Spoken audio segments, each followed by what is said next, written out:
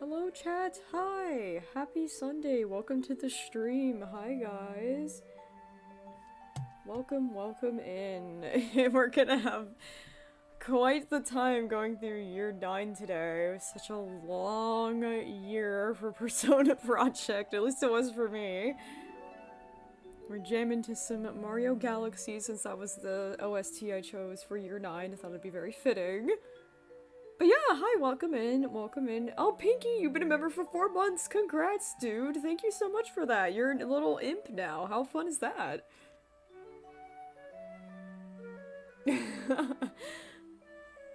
Oh, it's so nice to see everybody. There's so many of you. Welcome. Hi, guys. The text is breathing. I'll never unsee it, Theodore. Thanks for that. I just thought it was a fun text. It's better than nothing moving and it's boring. So yes, hi guys. My name is Hawley, otherwise known as PetPyves.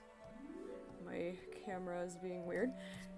I'm the creator of 12 and Origins, as well as Persona Project, Brightside, and many other upcoming projects. I'm an indie animator. I'm a solo indie animator. And my pronouns are they, them, he, him, she, her. Can't really mess it up. And I am genderqueer. I'm an aro-ace lesbian. And I'm also autistic. I have a slew of mental illnesses. And I am disabled. So, all of my introduction out of the way. Mal, you've been a member for 6 months! Yay! Comfort crab! Oh, I want to make more Brightside episodes. That's the hope. That's the dream. Alright, so it's been a while since I've streamed. I've had some like chaotic life stuff going on. We got it taken care of though. Everything's all good. I just got back from a trip to see my brother in Florida, so that was really fun and really important for me to go and see him because we live far apart now. When will we get plushies? Vines, we tried that and it didn't work out, but later, maybe we'll try again next year. So today we're going to talk about Persona Project, year 9. So this is Blackbird's first year out of 5. She's going to have about 5. Which is, you know, as the eras go on, I feel like it's going to get less and less, but the years are going to get like more episodes, if you know what I mean. Because Wild Child obviously was like from birth to 8 years old, so obviously I don't remember being born, so like year 1 wasn't very like full of much. So the episodes are gonna get more and more throughout the years because a lot more happens, and like obviously I like develop a consciousness and stuff, so that's kind of the deal with that. Oh my god, Maddie even a member for 6 months too, and Fizzy! I will make a comfort crab plushie. I actually have a couple on my shelf back here. You probably can't see them. I have like 3 next to my little peeves. I have 3 comfort crabs. It's on my agenda. I want to make a comfort crab plush. Oh, I love comfort crab. Everyone's just praise comfort crab. Welcome back, Silver. Thank you for your moderation services today. Oh, thanks, guys. I know people say my voice is really comforting. I'm really glad, because I sure do talk a lot. So that's a benefit for both of us. So yeah, I'm gonna be going through each individual episode and showing you kind of behind the scenes. All of the episodes I'm gonna show you, I'm gonna take the text off so you can see all of the artwork. And I'm just gonna point out some small details or expand on stories or concepts and just give a more thorough explanation. Because I only get like a minute or 2 to explain things in some of these episodes, and with Blackbird specifically, I had to cut back a lot from the original scripts, so I think it's important that I talk about every little detail, even the stuff that I cut. So this is kind of the uncut version of year 9. So that's what we're gonna be doing today. So I hope you guys are ready for all that. It wants to save. Stop that. Oh boy. Now they all want to save. Here we go. Alright. There we go. Just getting things set up. It's been a while since I've streamed, so everything's kind of wonky. Oh, did I see Lost Woods also? You've been there for a month? Oh, congrats, guys. I'm so happy you guys are using the little things. Comfort Crab is in my wall, send help. I'm Rabbit 6, yes, dude. Comfort Crab is wriggling around. And Lovebug, what a sweet name! I love your username. Welcome to being a Peevlet. Oh, that is so great. Wow, so many Peevlets. Thank you guys for all the support. Speaking of, if you want to support the stream, I have a little fruit bowl here. You can throw fruit at Peeves, and all of it goes to me and my brother. I really appreciate it. If you want to submit fan art, there's a link in the description for that. I have some really cool fan art today. Thank you guys so much. Some of them are the art fight attacks from last month. It's really cool.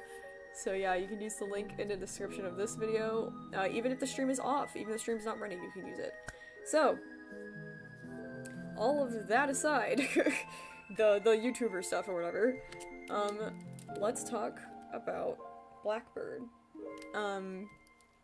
So when I was first writing Blackbird, I had a lot of trouble because I didn't really like my preteen self, so to speak. I just didn't really connect with her. I really thought she was the core of all of my issues. Like, I thought she was the core of my anger issues. I thought she was the core of my, like bad attitude, my negativity. Just, I really, pitted a lot of my problems onto my preteen self, at first. And then as I started writing it all out, the first 3 times I wrote my life story out, because I tried a book format first, that didn't work, and then I tried a comic, that didn't work, and then I tried, just almost like an RPG style, video game script, that didn't work either. So every time I wrote more about Blackbird, I started to realize that she wasn't the problem, actually. The problem kind of lied somewhere else. Oh, thank you! Prize money. Well, Hawley, I made it. Despite your directions. Hawley, prize money, welcome. I hope you're prepared for an unforgettable live stream. Prize money, welcome! There. Oh wait, I'm supposed to say the script. Prize money, welcome! I hope you're prepared for an unforgettable stream. There you go. Thank you, Prize money. Thank you, Tyler, that's so funny. You always have the best dono messages. Oh man. But yeah, the problem with all of this blame I had with Blackbird is that it kept me from connecting with her. So the first few episodes of Blackbird's era, I was really struggling. Hi Hawley. Hope Hello? you're doing well, you lovely they slash them. I haven't been able to catch a stream in a while. La la la, fruit fries, fry fruit, catch it, piff. La la la la. I'm so happy that you're singing. I'm so happy. Thank you so much for the donut. That's so sweet. Oh my god, here they all come. Thank you, The one guys. and only Gummy has returned. Yay! Hi Hawley. Hi, welcome Gummy Gumdrop. Thank you, I am Rabbit 6 as well. Thank you guys. I love how it said you lovely they them, but the text-to-speech sounded like it said ace, which is still accurate. I thought that was pretty funny. Goodness, guys. Thank you, guys. That's funny.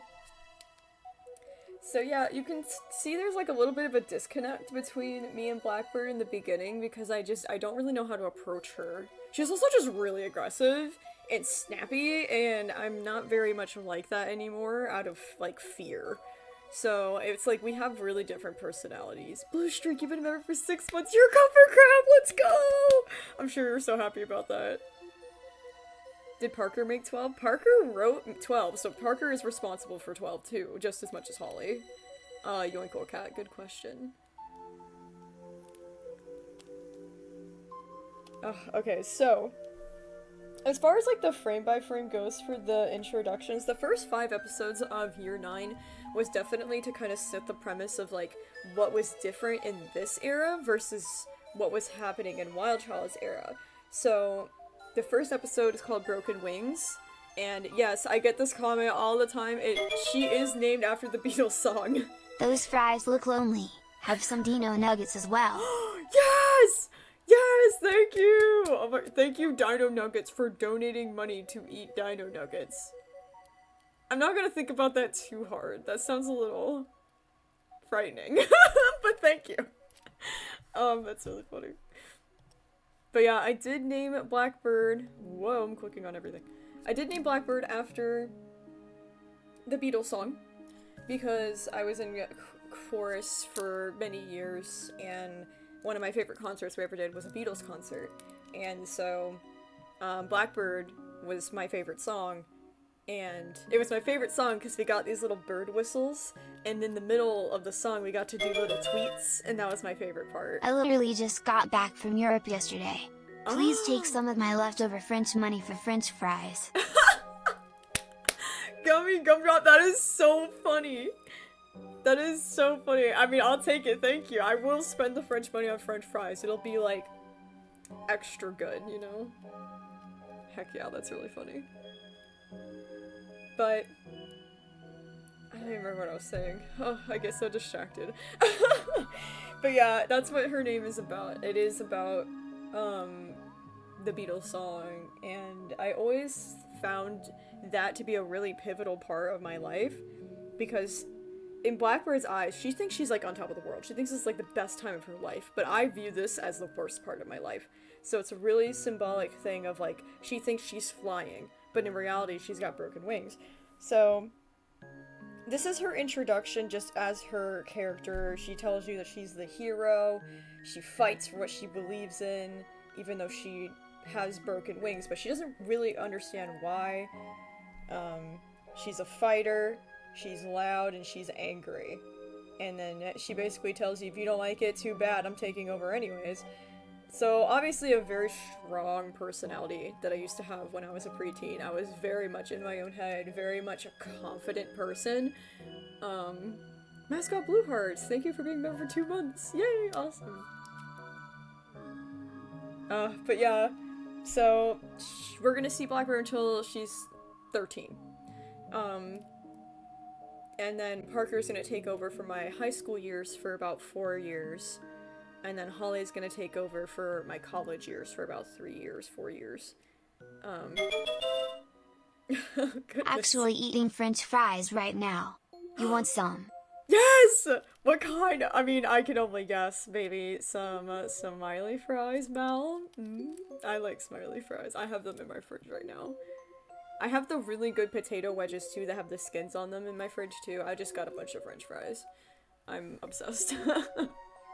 Thank you. Thank you for sharing your fries with me, Mel. Appreciate it. Salamander, the broken wings metaphor is not necessarily due to, like, a disability, so to say. I am disabled, but the broken wings metaphor is more so about the mental health side of things. It's more that I was given a extreme childhood, full of neglect and abuse, and full of all of these terrible things, and I was preyed upon by adults. I was exploited. Like, every bad thing you can imagine happened to me before I was even 8 years old. And that does something to you. You're not okay. Like, it's more or less the idea that, like, people seem to forget that if you had a really traumatic childhood, that it affects the rest of your life. So Blackbird is the denial of, like, no, I had a great childhood. My parents were fine. My mom is the best. Like, just trying to suppress everything that happened and ignoring the fact that she can't fly. The wings are broken, and the whole thing that why they are broken is because of my crappy childhood. When my aunt picked me up from the airport yesterday, she got me Wendy's. Want some of the fries? Wendy's fries? But dipping them in the, like, milkshake, what are they called? Frosties. Dipping them in the Frosties? Oh, man. Bro, that's peak. Sure, I'll take some of those too. Thank you, thank you. I just need to change one day I just need to change this from fruit bowl to, like, a french fry, like, container, and then we throw fries in. We should just do that. Like, different kinds of fries, like smiley fries. Okay, we might do that, in the future. I love my fruit. Maybe we'll just do some french fries every now and then. I think that'd be fun, right? Hawley, fries money.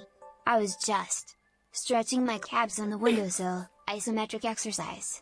Care to join me? Fries money. Why is there smoke coming out of the oven, Hawley? Hawley. Oh. Oh, that isn't Oh my smoke. God. It's steam. Steam. No, it cut it off! Steam from the hold on, I'll finish it. Steam from the steamed fries. There you go.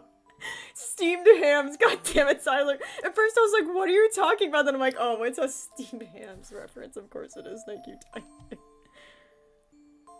Oh my goodness. But yes, the whole entire metaphor is about my childhood breaking my ability to be normal. And everyone else in Blackbird's era has wings and can fly. And I can't, because it was just so much extreme stuff happened to me. It inhibited my ability to function like everyone else. So in a way, yeah, it is remnant of disability, but the broken wings metaphor to me is definitely more of a mental, like, break. It just manifests physically on my era because it is so intense. You know what? Fruit for this. Why the heck not? Even if you won't share them. Yay! You gave me some watermelons. I have some cute little summer fruits going in there because this is like the last week of summer. Fall's about to start, so we're gonna give Peace some summer fruit. Thank you, Fizzy Dizzy, for that. That's really fun. But yes, now they're all quoting steamed hams in the chat. That's so funny. So that's what that metaphor is kind of all about. But yeah, Blackbird's gonna carry us through my middle school years, so, you know, kind of the worst for everybody. Everybody remembers being a preteen, everybody remembers middle school, it's kind of the worst time of your life. Right now you can see she's very enthusiastic about this, middle school thing.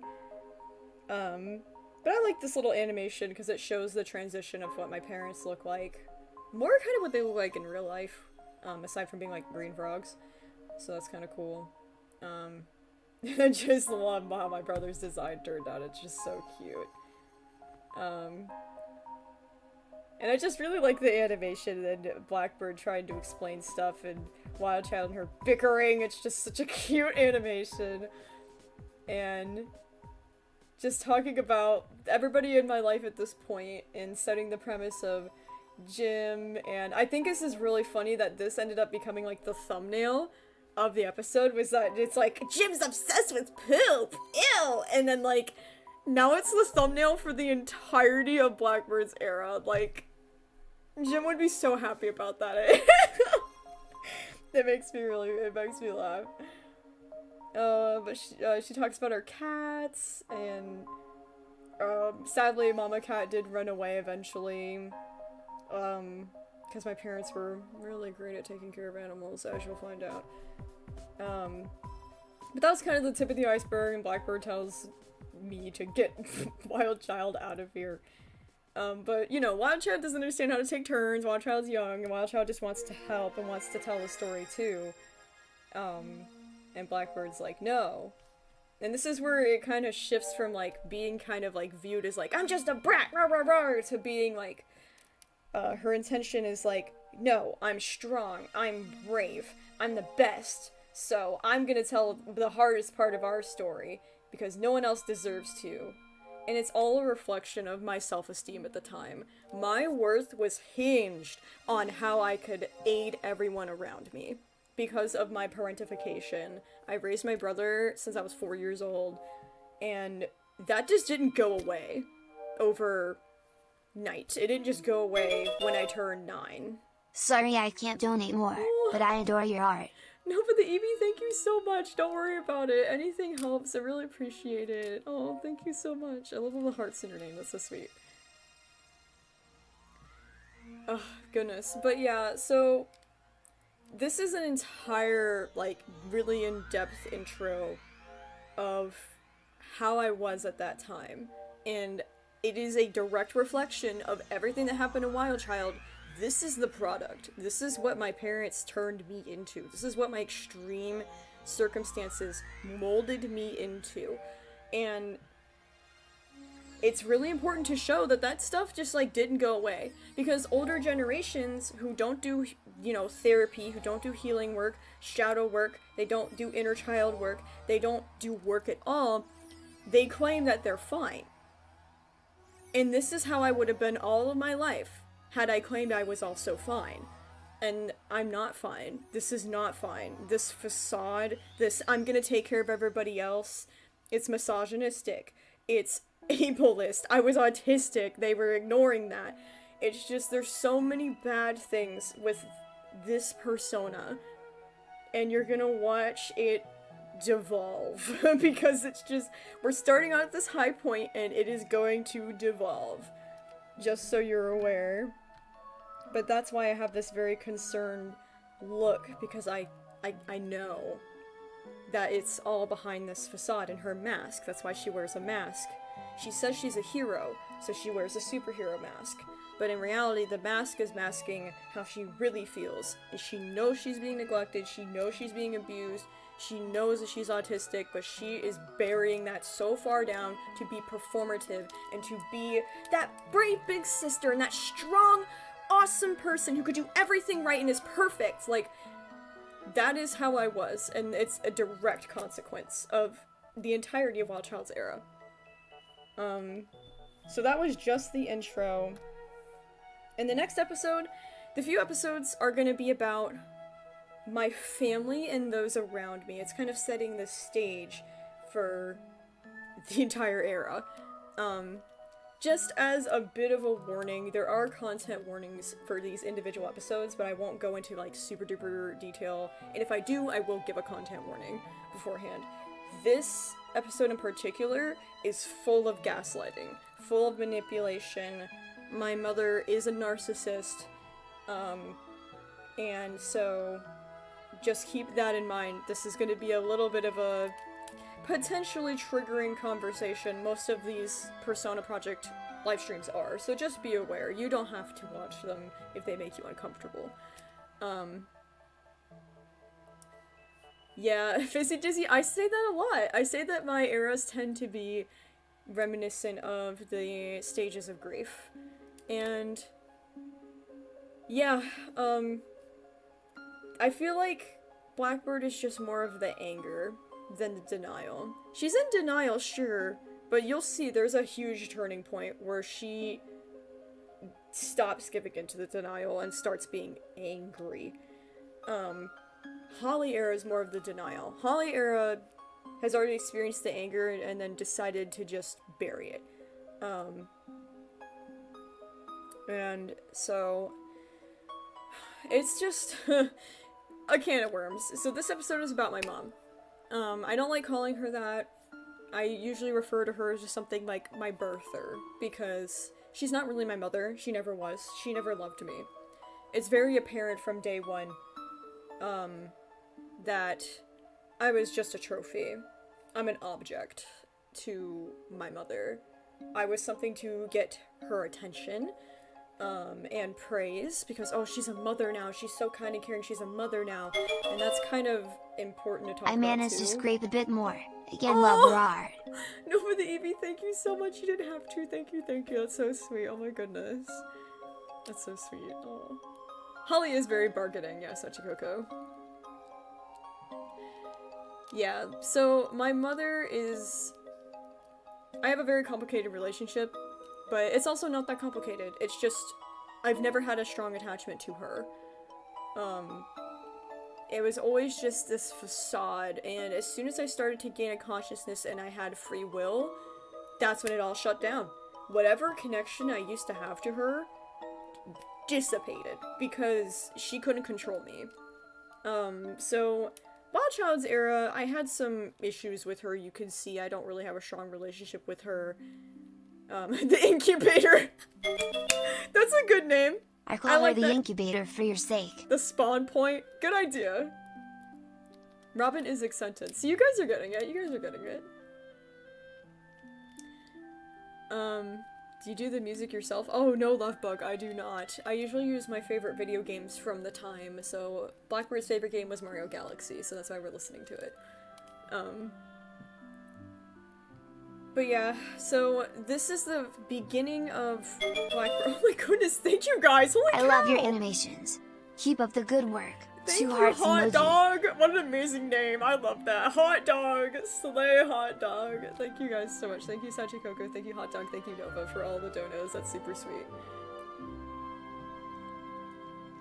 Oh, Fizzy Dizzy. We'll get into when I get my car. That's a Hawley era thing. We'll get there. We'll get there.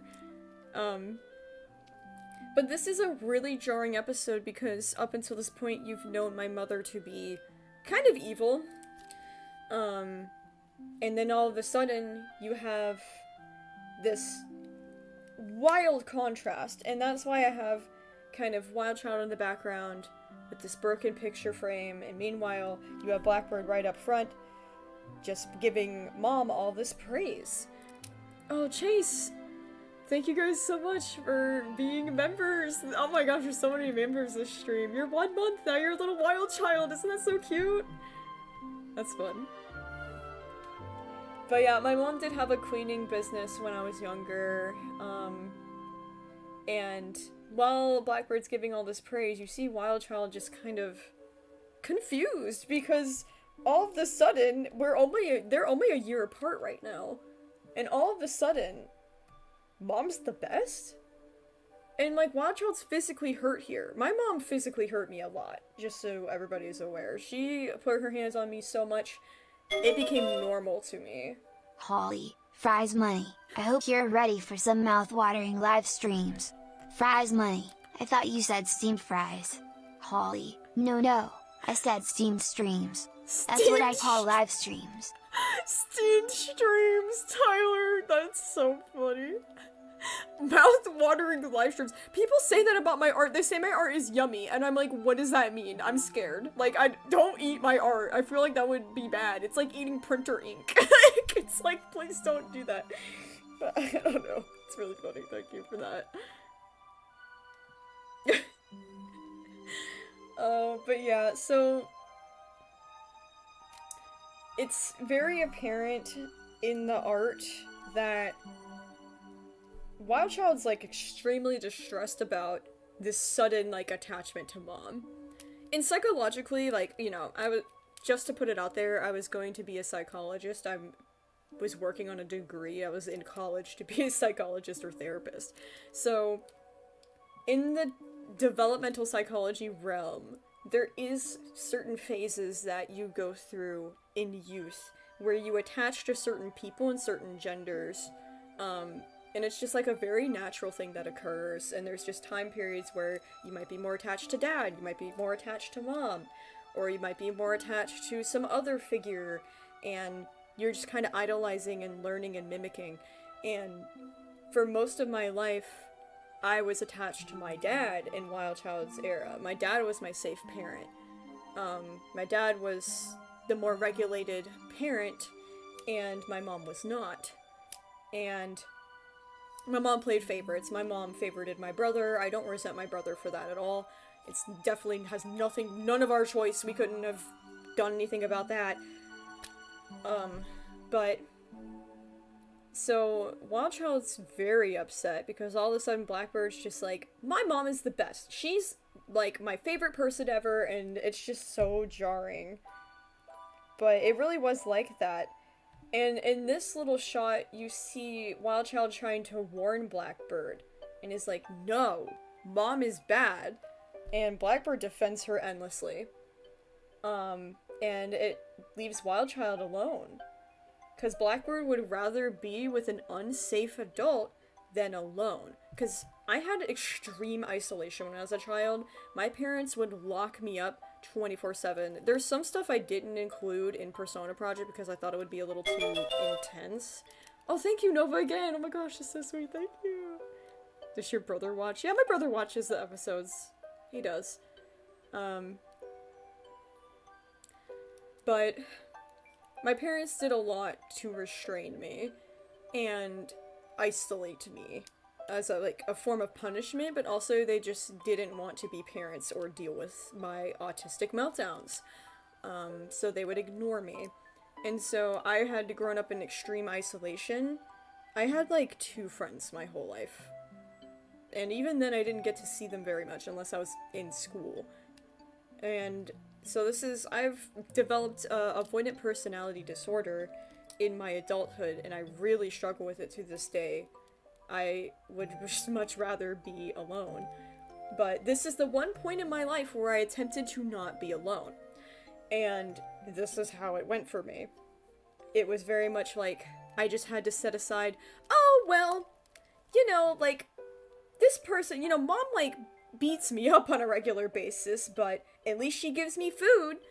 I have, like, pictures of Mother's Day cards I made for my mom that literally said, top 10 things I love about my mom. And it was like, number 1, she feeds me. Number 2, she buys me clothes. Number 3, she puts a roof over my head. Tell me, where is that not just like basic necessity? Like, that is like the bare minimum as a parent to provide your child. And that's what I thought was so great about my mom, because she held that stuff over my head and manipulated me and gaslit me into thinking that I should be so grateful and that I should be bowing at her feet and kissing her feet because she gave me what she had to by law, or else she would be in jail. So I ignored all of that in Blackbird's era because I was just so desperate for attention, and I was so desperate for love, and I was so desperate for approval, because I grew up all of Wild Child's era being hated and outcasted and isolated, so I thought something was wrong with me, and I internalized it, and that's why I have such an odd self-esteem issue where I seem like I'm such a confident, amazing person in this era, but deep down, like, Blackbird is broken, and it's just all under that mask, and it's so performative. And so here I am holding Wild Child, and I've done that a lot throughout, you know, Persona Project, and it's not something you see me do often with Blackbird, because, again, I feel like that disconnect. I feel like I can't just, like, reach out and hug Blackbird.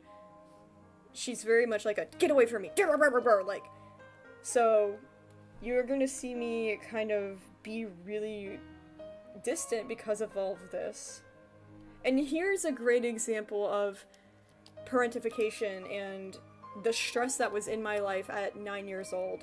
My mom would tell me everything about our financial situation and would make it my problem, where she was just crying and pleading to me, a 9-year-old child, saying, I just want to be a stay-at-home mom, I don't understand why I have to work, blah blah blah. Can you imagine a what would she even be at that point? Like, 30-something-year-old adult complaining to a child that they have to work to support them? Like, as an adult, I look back and go, what the fuck? But, like, as a kid, I went, oh my god, my poor mom, she's so upset and sad. I hate that she has to work. I wish she didn't have to do that. It's not fair. And I was always on her side because I was manipulated to be on her side. And it's strange that this comes up in this episode. Thinking about it, there should be, what's my favorite thing to do with mommy? Oh, I like doing crafts with mommy. I like playing video games with mommy. No, it is, I like giving mommy attention and being on her side and complaining about adult issues with my mommy. I would listen to my mom vent. That's not normal. This whole episode should really show that this is not normal, and this is not a normal relationship to have with your parent. She would literally bring to me all of our financial struggles, and would guilt me all the time saying, well, I only have $9 in my bank account, so blah blah blah, and it's wild. Like, looking back, and most of the time, despite being so poor, my mom heavily believed in buying name brand stuff and doing extravagant vacations and making sure her kids didn't look like bums, quote. Ragdolls, quote. I was always called a bum, a ragdoll, homeless. I was called so many names because of the clothes that I didn't wear. Because she would buy me all these fancy clothes, but I hated them and I had to wear them. And the clothes that I really liked had holes in them, were all falling apart or really small. And I was guilted when I didn't use her brand name shit.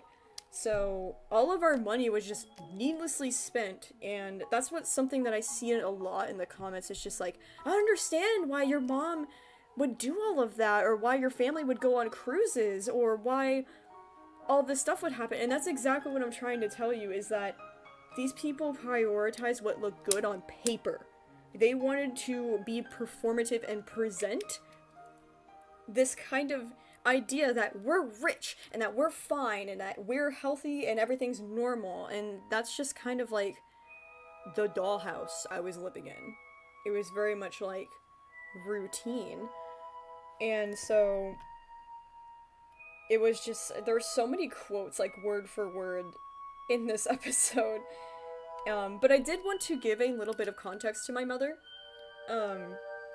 Just because I think it's important. Eventually I'll start revealing some of the past of like my family and like what probably led them to their behavior, but I'm no way excusing that behavior. I'm just kind of opening the door to humanity, because these are people. These are real people. These are people in my life that I grew up with. For 25 years I dealt with. And I think that's really important to understand, that like this is not just like a 2D image. This is like a whole person with a whole life prior to me being born. And it had an effect on her. Because like, yeah, my mom had a really horrible stepfather, and her real father abandoned her when she was 5 years old.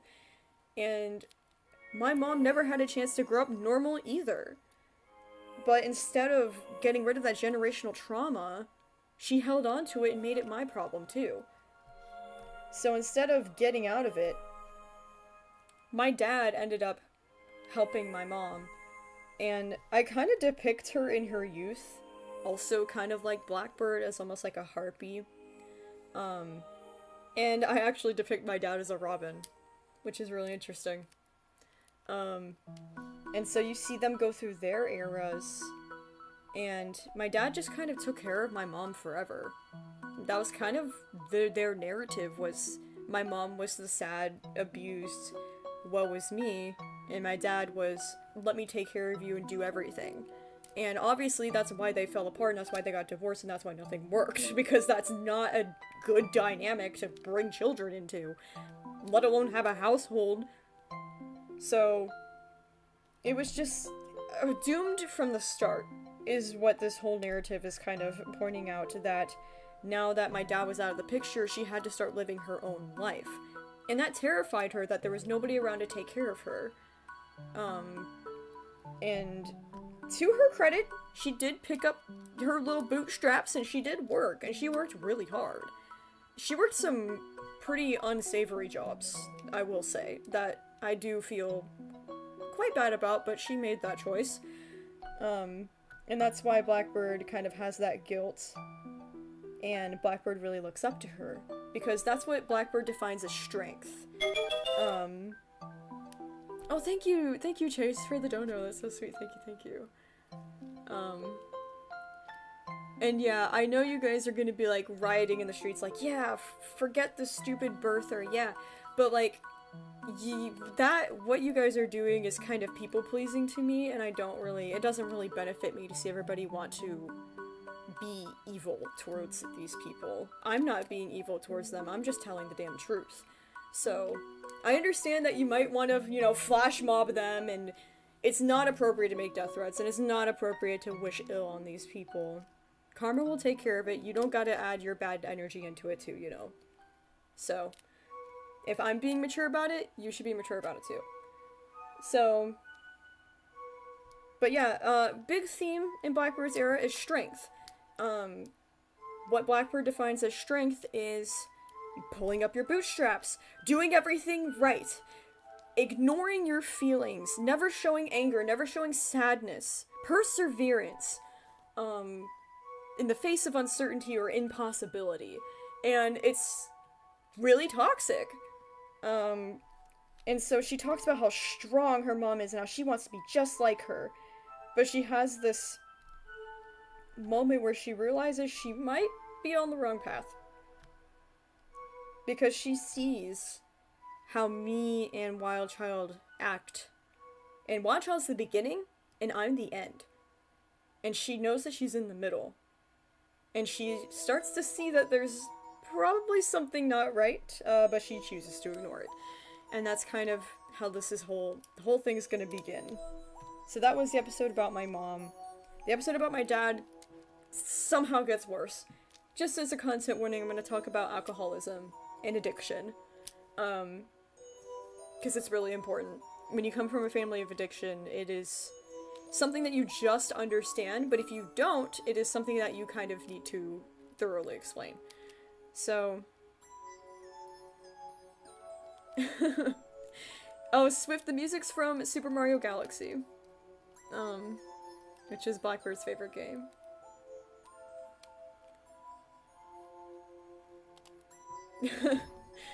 Okay, guys, so this episode is about my dad, and this is the introduction of kind of like the downfall of my dad. Because unfortunately, with my dad, this is kind of the complex grief of things with my father, whereas my mother I've never had a great relationship with.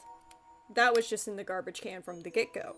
But my dad, like, he was my safe parent for most of my life. He was the best person. All my good traits I have in this chest come from him. And it hurts to know that he kind of spirals and that he turns into another unsafe person. And that's gonna be the hardest part of this whole thing, is watching his downfall. I'm gonna rise up and everyone else stays below. And that is the hardest part about healing, and that's the hardest part about getting your peace.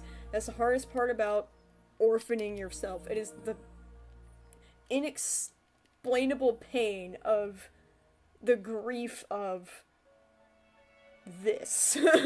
So, I knew from a young age that my dad wasn't doing particularly well.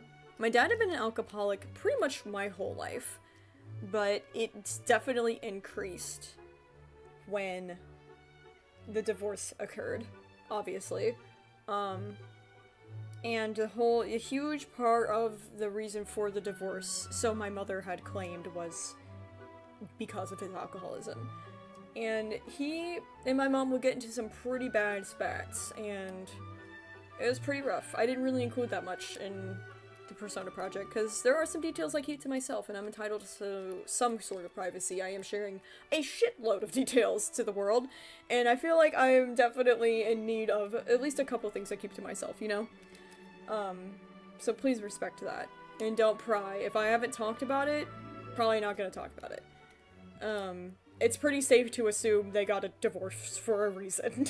So, but my dad and I had literally built up a mobile home from the concrete up. We had made this home of ours.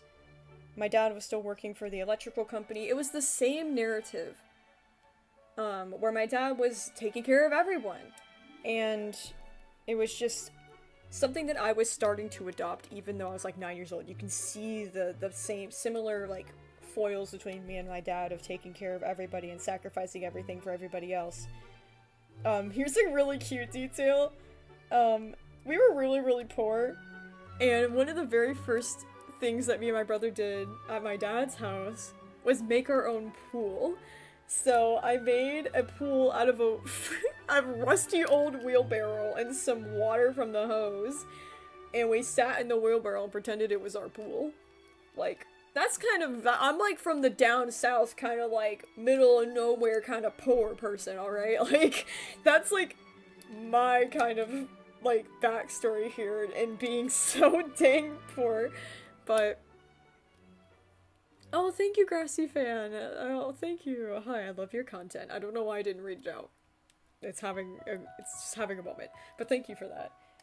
Maybe it'll choose to do it in a little bit. Who knows? But this episode kind of gives some backstory to, like, my financial situation, because my dad was mostly in charge of it. My dad was paying my mom child support, my dad was paying for his mortgage, he was paying for my grandparents' mortgage, he was paying for everything, for everyone, essentially. So not only was he was now paying for, like, an extra household on top of what he was already doing, which was obviously really, really sucky. And I lived most of my life on food stamps, and I lived most of my life on government-funded programs. Back to school programs where we would get money for clothes and backpacks and supplies. I get free supplies from church, food drives, I was one of those people that benefited from that stuff. And I don't know where I would be without it. And that's why I wanted to put it in this episode, was to talk about this. This is kind of the premise for a lot of things. I'm gonna take some water. I've not drank water this whole time. I've just been yapping. Hold on.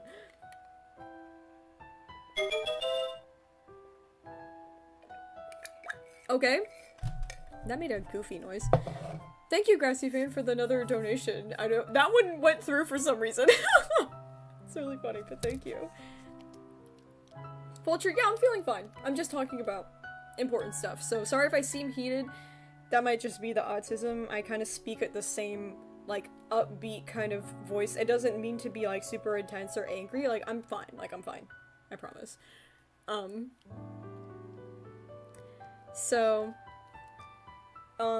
I had a lot of food anxiety growing up because of this whole situation. Thank you! Oh Hello, God. PetPyves. 3, I hope you have a nice day. Thank you, with Silent Clouds, for the dono. Yes, I will have a nice day. It's so nice out. It's, like, really cold outside today. I've been really happy about it. But this food anxiety is going to become a huge issue. Like, monumental issue that I still struggle with to this day kind of issue. I have like a resource anxiety. I have a food anxiety where I get really, really anxious about eating and using up supplies and resources being available to me. I just realized I got into Super Mario Galaxy at around the same age as Blackbird. I fell in love with the soundtrack and love it to this day. Right, Chase. Thank you so much for the no-no. Again, thank you. But yeah, you are... I hope you're feeling as nostalgic as I am, because it's so nostalgic for me. It's such a good game. But basically, if you don't know how food stamps work, or at least how this is how it worked for me in my past, you get certain, like, allowances every so often, and at that point in time, my mother, quote, would go to the grocery store and say, "We're going to eat like kings and queens off of the government's money," quote. She was a terrible person. And would proceed to go and buy a lot of stuff, and we'd have stuff stocked up, which would make me feel really safe. But I had this habit. Now, I'm gonna get into a topic that I can't even say the words on YouTube without it immediately canceling my video, literally. But I would binge eat food out of anxiety. I would eat a lot of food until I would make myself physically sick, and I would throw up sometimes. Because of how much I was eating. Because I was so scared I wasn't gonna eat again, that I would be, like, hoarding resources. I had food under my pillow, I had food in my closet, in my drawers, I had food stashed everywhere. And when I go into middle school, you'll see, I used to put it in my locker too at school. I used to put it everywhere. Food was, like, so scarce and scary for me. And it led to, like, some big issues with me and my weight, and I ended up having a disorder because of it. So, one that I can't even talk about yet. But the food anxiety was definitely scary, because when it was gone, it was gone. It was gone. And there was nothing we could do. And I remember there being days where me and my brother would just eat dry pasta noodles as a snack. Just to eat something. I'd go to bed hungry every night. Because it would just be, like, better to just sleep off hunger. Because I didn't want to eat before I fell asleep, because it would be a waste of resources to me. Because I'm not awake. And when I'm not awake, I don't feel the hunger. It doesn't hurt. And that's sad. I grew up starving, and I relied on school lunch, and I relied on everybody around me to support me in that way, and I think it's really important to talk about, because the basis of that was all hinged on my finances that my dad was in charge of, and my dad was slowly declining.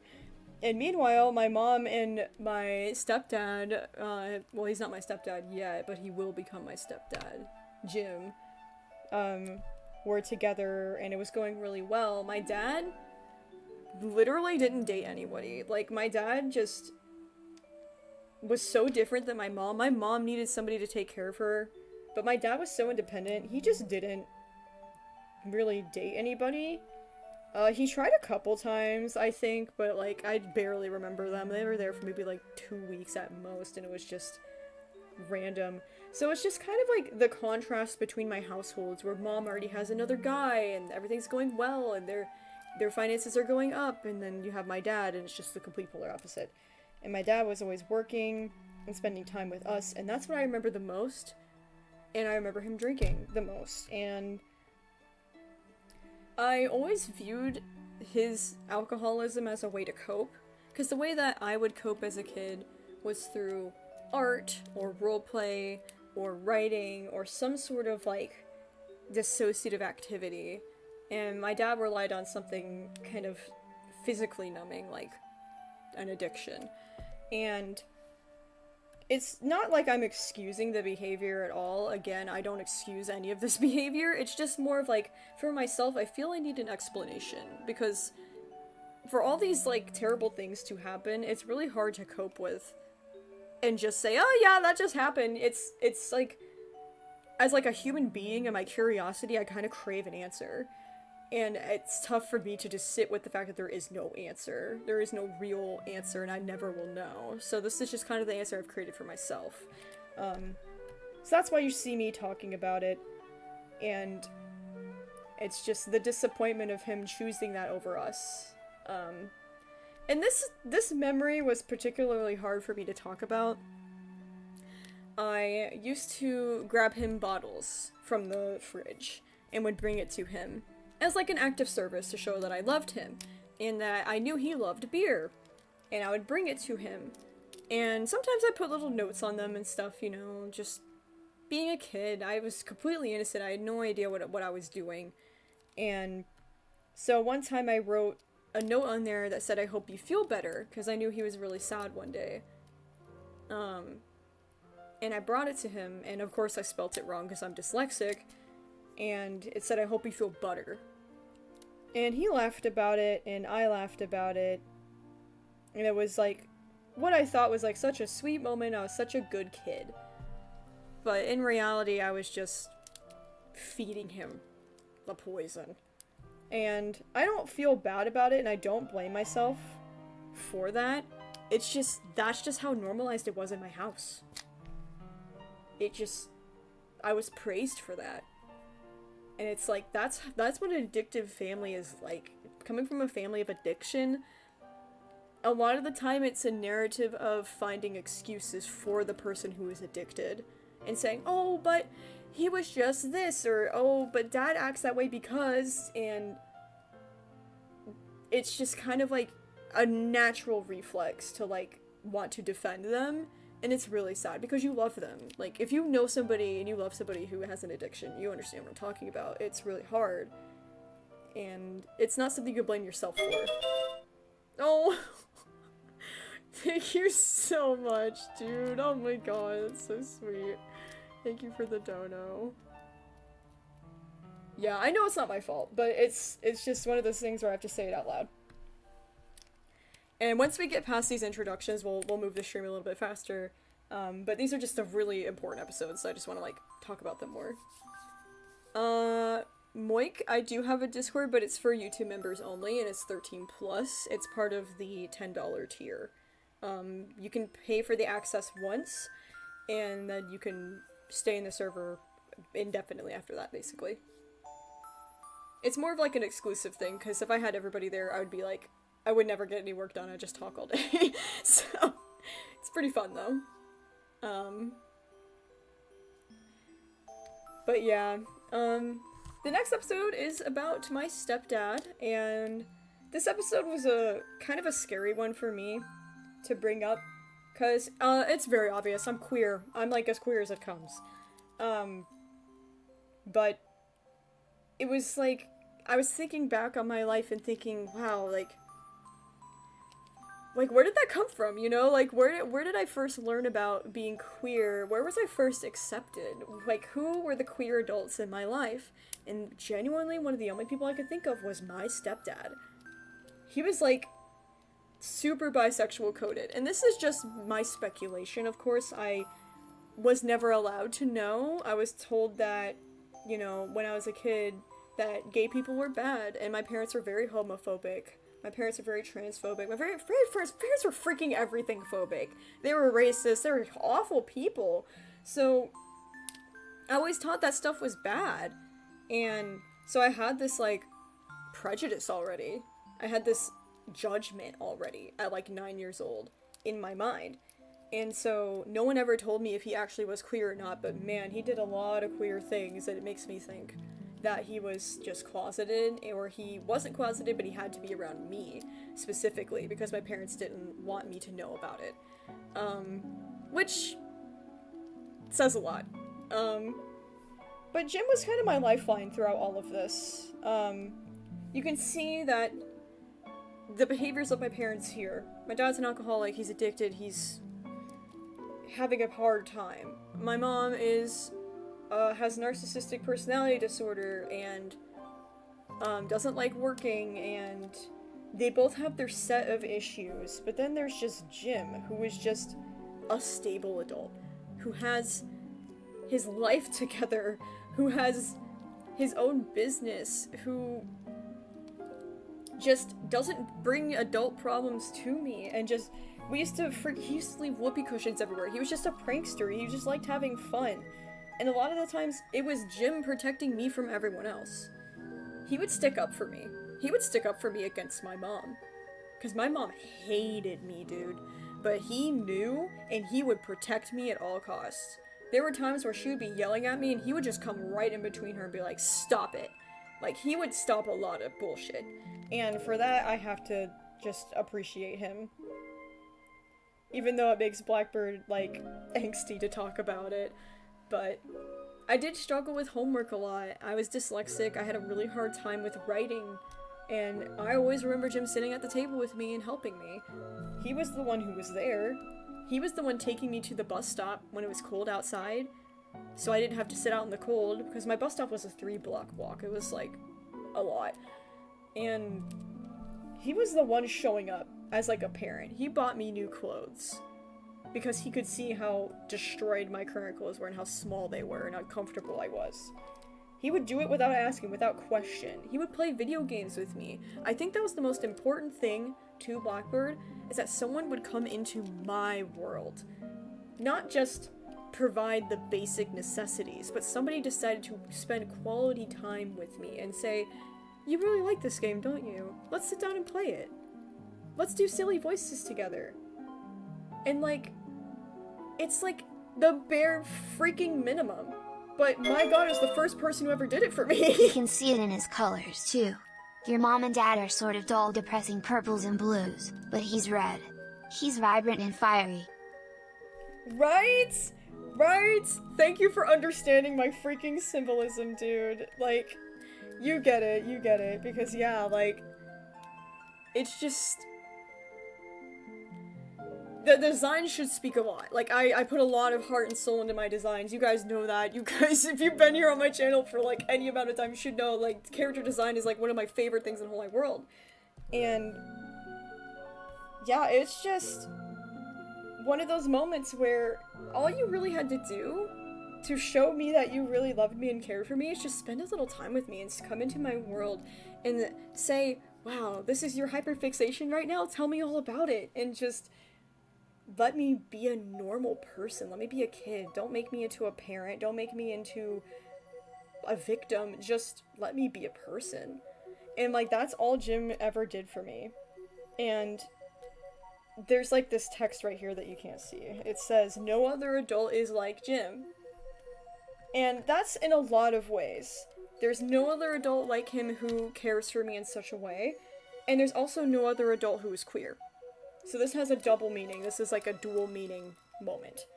And he had this character. He had lots of characters, Jim. Oh my god, he had so many fun characters that he would do voices for and be silly all the time.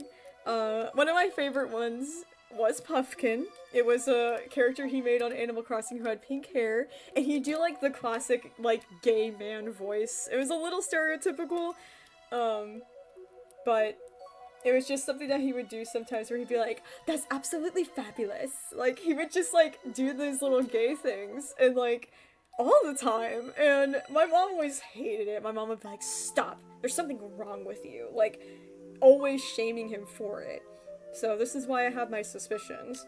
But he had a lot of different characters. He had one called Moo Cow, who talked like this, and he'd like sing Moo Cow, and he would call my mom a Moo Cow a lot, and that was funny as hell. He was essentially calling her fat, and I think it's really funny because he used to piss her off really bad. Not that there's anything wrong with being a Moo Cow, it's just my mom didn't want to be, so that's why it was funny. But he had lots of, like, little characters and things that he would do silly voices for. He had this, like, this, oh, it was like this alley cat guy. I forget what he used to call him. Maybe it was Jimbo. Because it was just him, but like an alley cat. And anytime we were like, hey Jim, we need money for school lunch, he'd be like, yeah, let me check with the boys in the alleyway, let me see if I got any quarters for you. Like, he would do like this New York accent and turn around and be like, we got money for the kids? Yeah, we got money for the kids, alright, let me get my wallet. And like, he would do all this like silly cartoon stuff. Like, he was just such a fun person. And like, Puffkin was like one of those things. So, he like played Animal Crossing really well, by the way. He just, like, actually played the game with me, which is just so funny to think back on. Because he just run around and, like, would just roleplay and just run up to characters and be like, oh my gosh, this, like, I don't know, like, Vesta was, like, my favorite at the time. He's like, Vesta, oh my gosh, you look so fabulous today, honey, and just, like, run around the town, and, like, we would just have so much fun with the game. And, like, this is, like, a direct quote. Jim would, like, say, like, a lot, like, I'm gonna go to gay days at Disney, let's go to gay days at Disney. Like, he would say it a lot. And, at one point, I just asked him, like, what does that mean? And then he, like, he always answered my questions with jokes at first. Like, he was never serious with me, because I think that he understood that everybody else was. But when I actually wanted him to be serious, he would be. So this is kind of my first introduction to queerness, was just Jim explaining it to me, not in, like, the super best way. It's kind of, like, really, like, in a box, where it's just, like, either girls like girls or boys like boys, which is just obviously not all-encompassing, but for a 9-year-old, I guess we have to start somewhere.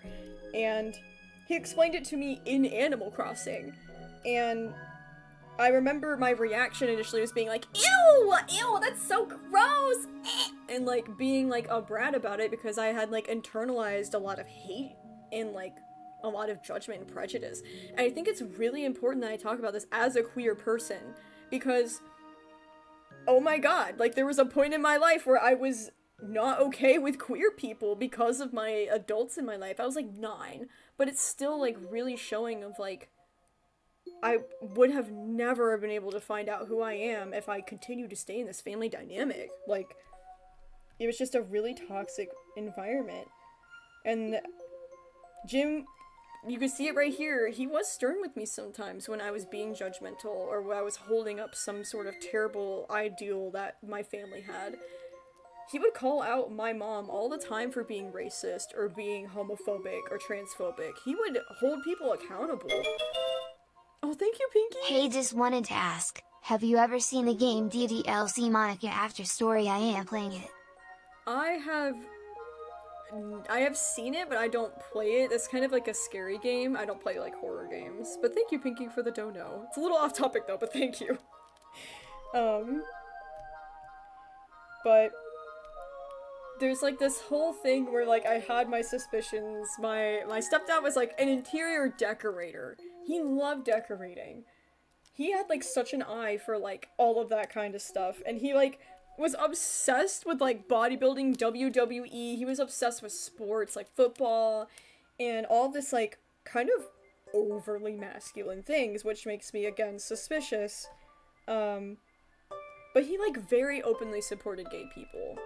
And he would never make fun of them or shame them like the rest of my family would.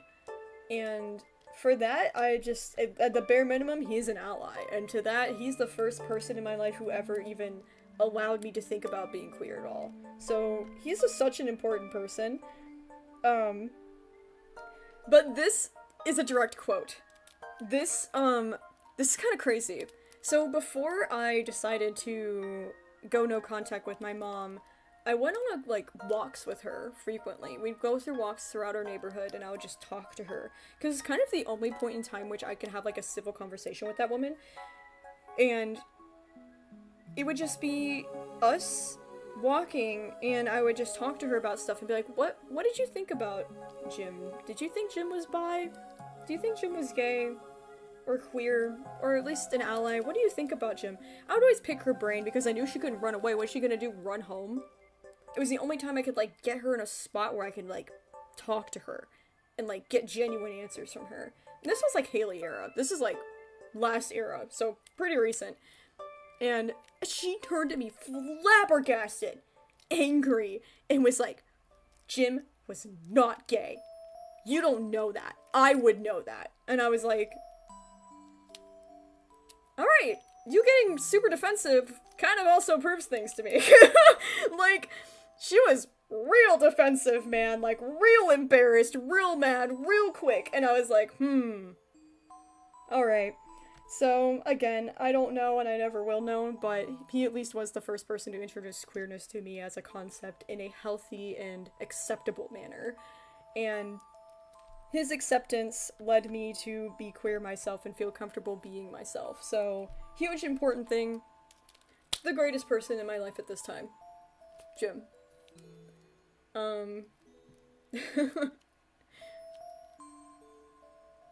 Thank you, yes, guys, thank you guys so much for all the support. So many people are so happy in the chat. Thank you, guys, yeah. So, that's kind of where it's tailing end of the introductions here. The last episode of the introductions is, called Buzz. And this is kind of a last-minute change for me. Originally this character, his name was gonna be Finch, because he's a bird, and, I mean, they're all named after birds, but originally in Wild Child's era, he was a bee. You might see him in the background a couple times. He's like a bee wearing a little conductor's hat. He's wearing like a little train conductor outfit. And this is the same person, Buzz. And I decided to keep his name Buzz, because there's just some people in my life who I feel didn't change. Like, they didn't undergo eras. Like, they're just the same. So, he was one of those people where I was like, you know what, Buzz never changed. Buzz was like the same person. So I decided to keep their name the same, because they didn't change from Wild Child's era to Blackbird's era drastically. He's just the same. But this kind of explains my friends, which I have not many of. And so this is like the transition between, oh, this is Jill is now my friend Goldie, because now she's represented by a goldfinch, which is really cute. And we're still best friends, because we got out of that crappy daycare, but we went to different ones after that. And we got to see each other on weekends and hang out, but that was about it. We never really got to see each other all that much, so we went from seeing each other every day to seeing each other like maybe once a month. And that was really hard for me. I did not cope with that very well, because I finally found somebody who understood me. We were both neurodivergent, and this was my first person who I could be completely myself around, and it felt like they got taken away. And this is where you're gonna start to see, like, my personality disorder manifest. Fire's money, good lord. What is happening in there? Hawley, a rainbow. Fries money, a rainbow. On a clear day, with no rain cloud in sight, all contained inside your kitchen? Hawley, yes. Fries money, may I see it? Hawley. It didn't even let you finish. No. I love it. A rainbow on a clear day, all contained inside your kitchen. That's so good. Thank you, Tyler. Oh goodness, you guys, thank you so much for the donos today. That is so cool. I really appreciate it. It really helps me. But this is when you're gonna see Figment. manifest. And I've been getting this request a lot. Some people are really confused about the entities, so I think I will make a full video about them. I wasn't originally going to, because it was just going to be explained slowly over time in the Persona project, but I think I will do an introductory video and describe, like, which eras they showed up in, and which eras they were the strongest and weakest, and all of that good stuff. So I do think I'm gonna make, similar to my meeting video, it's gonna be like a full YouTube video I'm gonna make. It's gonna be a couple minutes long just to give a little bit more in-depth explanation to the entities, because everybody's really curious. So thank you for that feedback, and I will be doing that very soon. First, I want to finish our little special with Wild Child saying I love you guys' comments. So that's like my first on the list, and then after that we'll get to the entities introduction. You could call them demons, I guess, but that's a little bit of a negative connotation to call your mental disorders, you know. So this is where Figment kind of manifests, but with the eras, sometimes they'll carry around these entities, and the entities will appear around them, but they won't, necessarily see the entity, or, like, even realize they're there. And this is before Blackbird even realizes Figment is there. Because there was a whole long time where Wild Child was carrying around the Trickster, and didn't realize until, like, the episode, where she, like, saw a snake in the woods. And then she actually saw and physically reached out and touched Trickster and was like fully in touch with the anxiety and depression. So until the self-awareness kicks in, Blackbird's not going to be aware that Figment is even here. But I just adore animating Figment, though. Figment's a really fun one because it's just this storm cloud, this cloud that can change into different forms. Because avoidant personality disorder is very hinged on being perceived. It's the perception, and it's very much based off of humiliation and this anxiety of the socialization of being wrong or being disappointing or being perceived incorrectly. And it's just, I still have a lot of those struggles today. And so this is just the point in which I said this as a kid, quote, where I was just like, I don't like loving people. Because it's hard. Loving people sucks. And I just was like, I'm tired of loving people because all they do is leave.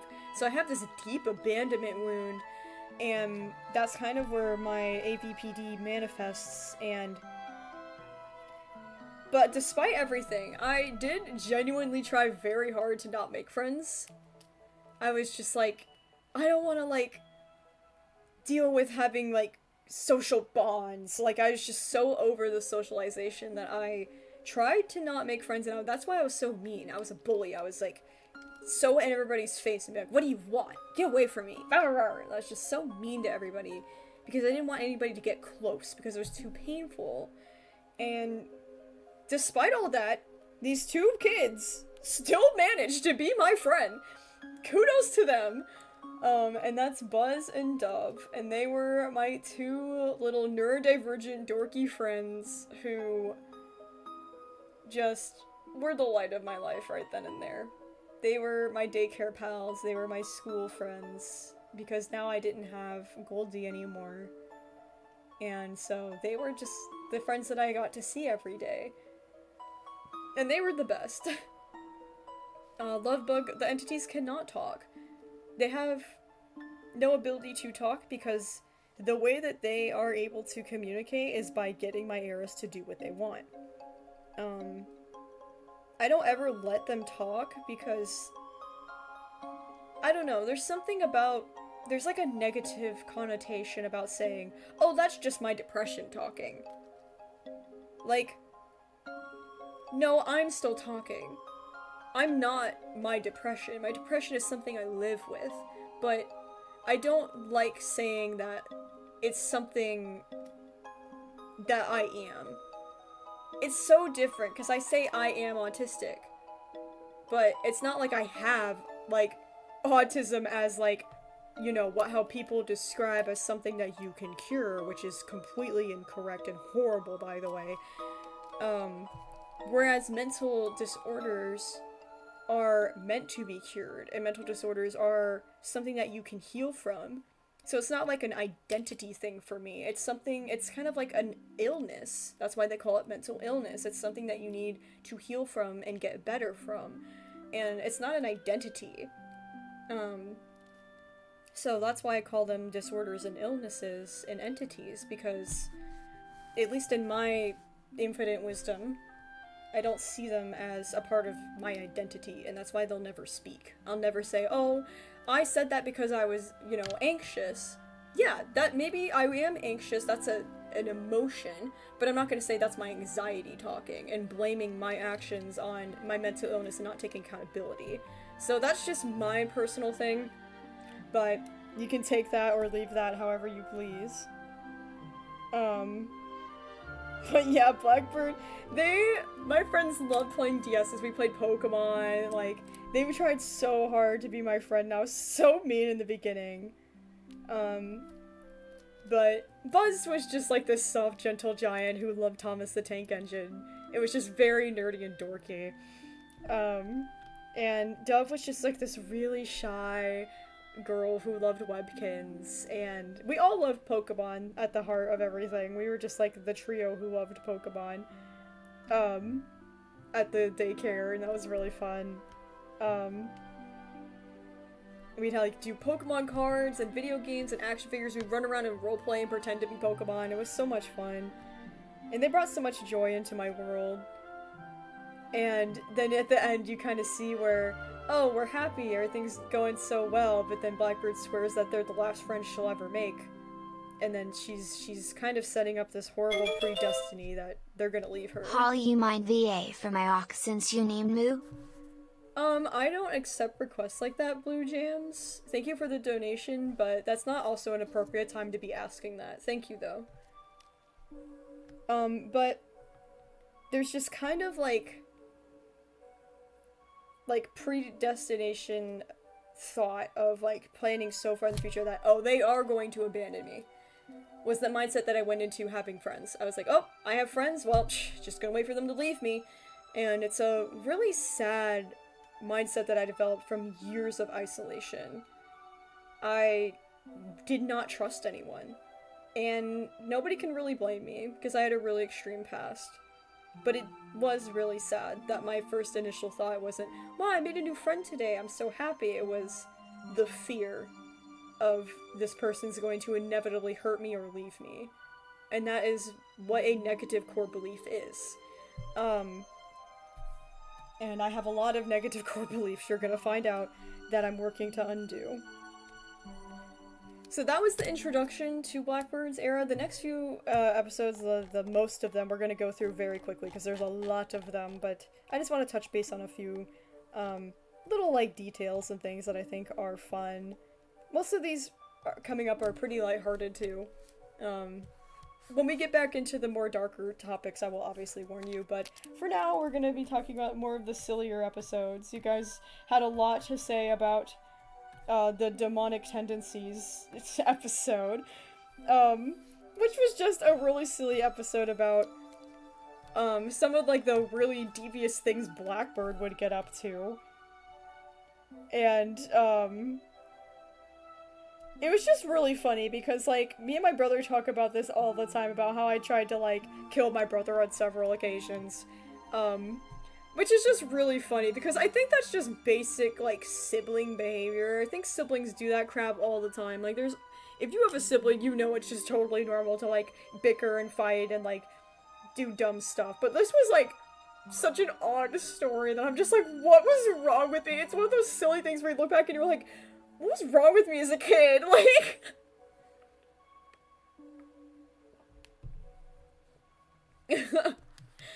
yeah.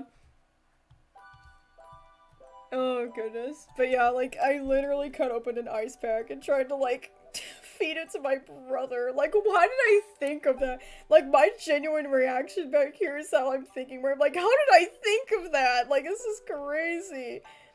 But even in this silly episode, I want to point out, like, my behaviors currently, because, I'm like, why did you do that? Blackbird goes, boredom. And I go, are you sure? Are you sure it's not because we're secretly evil? And believing that you're secretly evil is actually an OCD intrusive thought. And I have that thought a lot. I always think that I'm evil or a bad person, or what if I don't remember and I just like did this horrible thing in my sleep and like I woke up and I didn't know that I like hurt people in my sleep and blah blah blah. And like I have a lot of like really scary OCD like thoughts that I think that I'm a bad person like all the time. And I'm not, but it's just like a nagging like fear from like all of my trauma making me think that like, well, there must be, like, I blah, blah, blah. And it's just, like, OCD is an anxiety disorder, so I just thought it was interesting to show up that the entities are still here with me in my present moment, and that I'm not totally cured, and I don't think I ever will be, and I think it's important that I show them when they do appear, and this is just really silly animations of me spraying my brother with Febreze. He never forgot about that. He still holds that over my head. I used to throw blocks at him, and just like, this was a funny note to my brother specifically, because when I make Persona Project, I make it for myself, but I also make it for him, because he doesn't remember a lot about our past. He has the type of trauma response to forget everything. And so if he ever does want to know what happened, this is going to be the narrative for him to go back and see what happened to us if he ever wants to. And I think it's really important for me and my brother. So that's why I'll leave little specific notes for him in case he ever watches, and he knows it's just for him. So I just wrote this note where I was like, I am so sorry. But this one in particular, I think is the most devious. I used to tell, like, really stupid lies to my brother and make him believe the dumbest shit you've ever heard. But I think the worst one was this one. Like, one time he was brushing his hair and I was like, oh my god. Like, did you know that if you pull out one specific hair, there's like one hair on your head that if you accidentally pull it out, it'll make all of your hair fall out. And this freaked him out until he was like 20.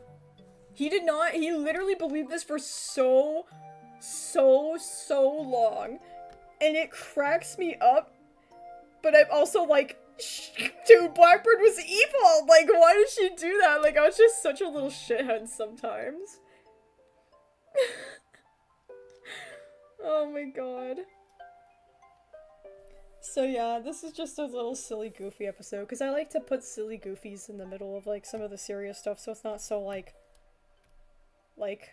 dire all the time, because like my life was very up and down, up and down, up and down, up and down, so it's important to show the nuance, because life isn't just like a linear like good and bad things. It's just like a whole lot of randomness and like unpredictability. But the next episode is the Littlest Pet Shop episode, and this one has a little bit of Wild Child in it, and I thought that everybody would appreciate that. This is just explaining all of our Littlest Pet Shop lore, and I'm gonna go into, like, some of the little tiny details, like, some of, like, the little items we had in the bin, like, the little beds and everything, and just, there's all kinds of tiny details in this episode. I actually have these Littlest Pet Shops, they're sitting back on my shelf. I'll go grab them for you and show you them. It was like a brother and a sister. There was Alex and Sally and the parents. Oh, thank you, Mal. Hold on, before I leave, I'll read your thing. Even without words, the disorder entities have so much personality. You can tell Showbiz thinks they're so cute. Anyway, here's $1 for each of them. Oh, Mal, thank you so much. Yeah, Showbiz is Showbiz. Showbiz, like, is a show off, you know. But yeah, let me go grab them. They're, like, right here, and I'll show you them. So yeah, this is the main fam. Let me get my headphones back in. So, this is them. This is Alex and Sally, the main stars of our Littlest Pet Shops. This is Sally, and this is Alex. And then this is the mom. Which I got the details pretty good, all things considered, because I did these from memory. Like, I didn't even look at them. And then this is the, oh god, oh lord, I just threw the dad. Oh, his head's on backwards, there we go. Here's the dad. So these are like, this was the main family of all of our little pet shop stories, and I love them for that. Which is cute and fun. So, this was the little story. They lived in this big dollhouse that I had gotten as a kid, and it was really funny because my family definitely tried to give me these like creepy dolls that went with them. They were like really realistic, and I like hated them. They were all also notably all white, by the way. Yikes. And so they wanted me to like play house with these little dolls, but no, I didn't want to play house with little dolls because inside I was still wild child, and there was no way we were just going to be normal about this. So instead, we decided, fuck that, we're gonna have the animals throw the humans out of the 3rd-story window and then eat the humans.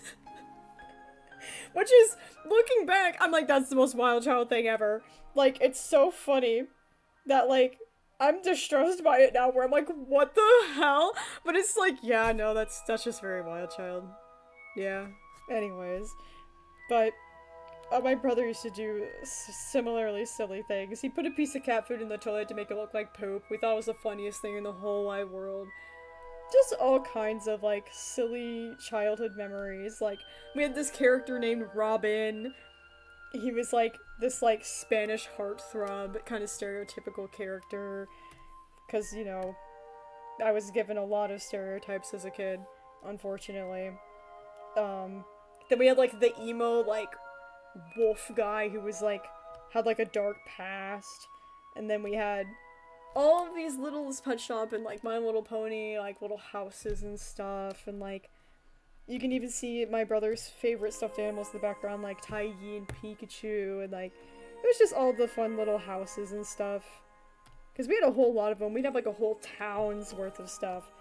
And then we had 3 identical little pet shops. We had like Rule the World, and it was just like such silly lore. And we had so many of them that, like, yeah, like I couldn't even just fit it in one episode. That was genuinely me being like, oh, we're just gonna cut it off here. But I had a lot more planned, so I'd like to do a full video on them, especially because I have them physically now, which would be really cool to show you guys. Always gotta have at least one emo character, and yeah, right? Wild Child and Blackbird knew what they were doing. They were phenomenal storytellers, I don't care what anybody says. The next episode is the Tooth Fairy episode, and that one's kind of like a bit of a parentification story where I had the responsibility of making my brother's childhood magical, which should not have been my responsibility. It's still something that I wear on my sleeve, like, pretty heavily. But I do want to point out one of the background details right off the bat. The game that she's playing is Roller Coaster Tycoon 3. If you know, you know. Roller Coaster Tycoon slaps, but the 3rd one was just especially good. I want to play it on my channel really bad. I think you guys would have so much fun. We can make like a PetPyves theme park. It'd be so much fun! So, look forward to that, because it's one of my favorite games, but I just wanted to put the detail, because I was always playing that dang game. But my brother lost a tooth, and I had this brilliant idea. Instead of just doing the Tooth Fairy like normal and like putting your tooth under the pillow and getting like money, I was like, what if you write the Tooth Fairy like a note like Santa and tell her what you want, and then she could get you like something like a prize. And we thought this was like the coolest thing ever. We were so excited to see it work and all the magic come true. And so I had to like work behind the scenes because my brother wanted this very specific webkins, like this cotton candy bunny webkins. And so I had to like work really hard to get it and like work with the like Jim and everybody to help me get this like magic thing to occur for my brother. But Blackbird knew a little too much. I love this animation so much. Like, look at her. She's so devious. Then she like sneaks over. Oh my god. You can't see it because my mom is in the way, but if I take this layer away, y'all just need to appreciate this animation. Look. She's going. It makes me giggle. It's so silly, man. I love it. It was just such a silly little detail. Like, I didn't have to do all that, but it's just really funny. But I would find out all of the childhood secrets. Like, there is no keeping secrets from me. I was such a nosy little kid. Naturally just very adventurous, curious, and exploring.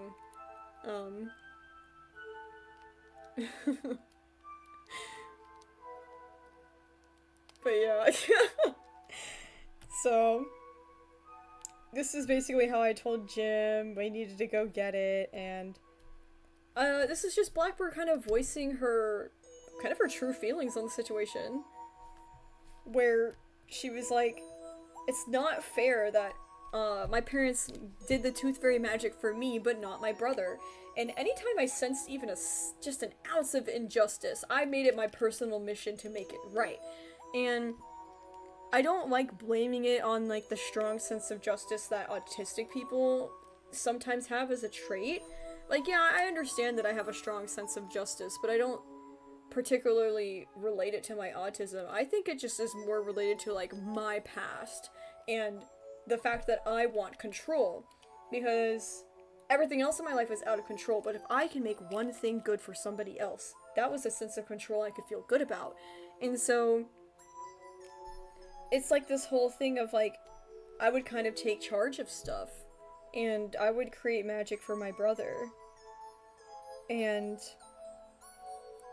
I was the reason why he got that cotton candy bunny that morning, and I even wrote him a note that from the Tooth Fairy in like my best cursive I could muster, which was not good, by the way.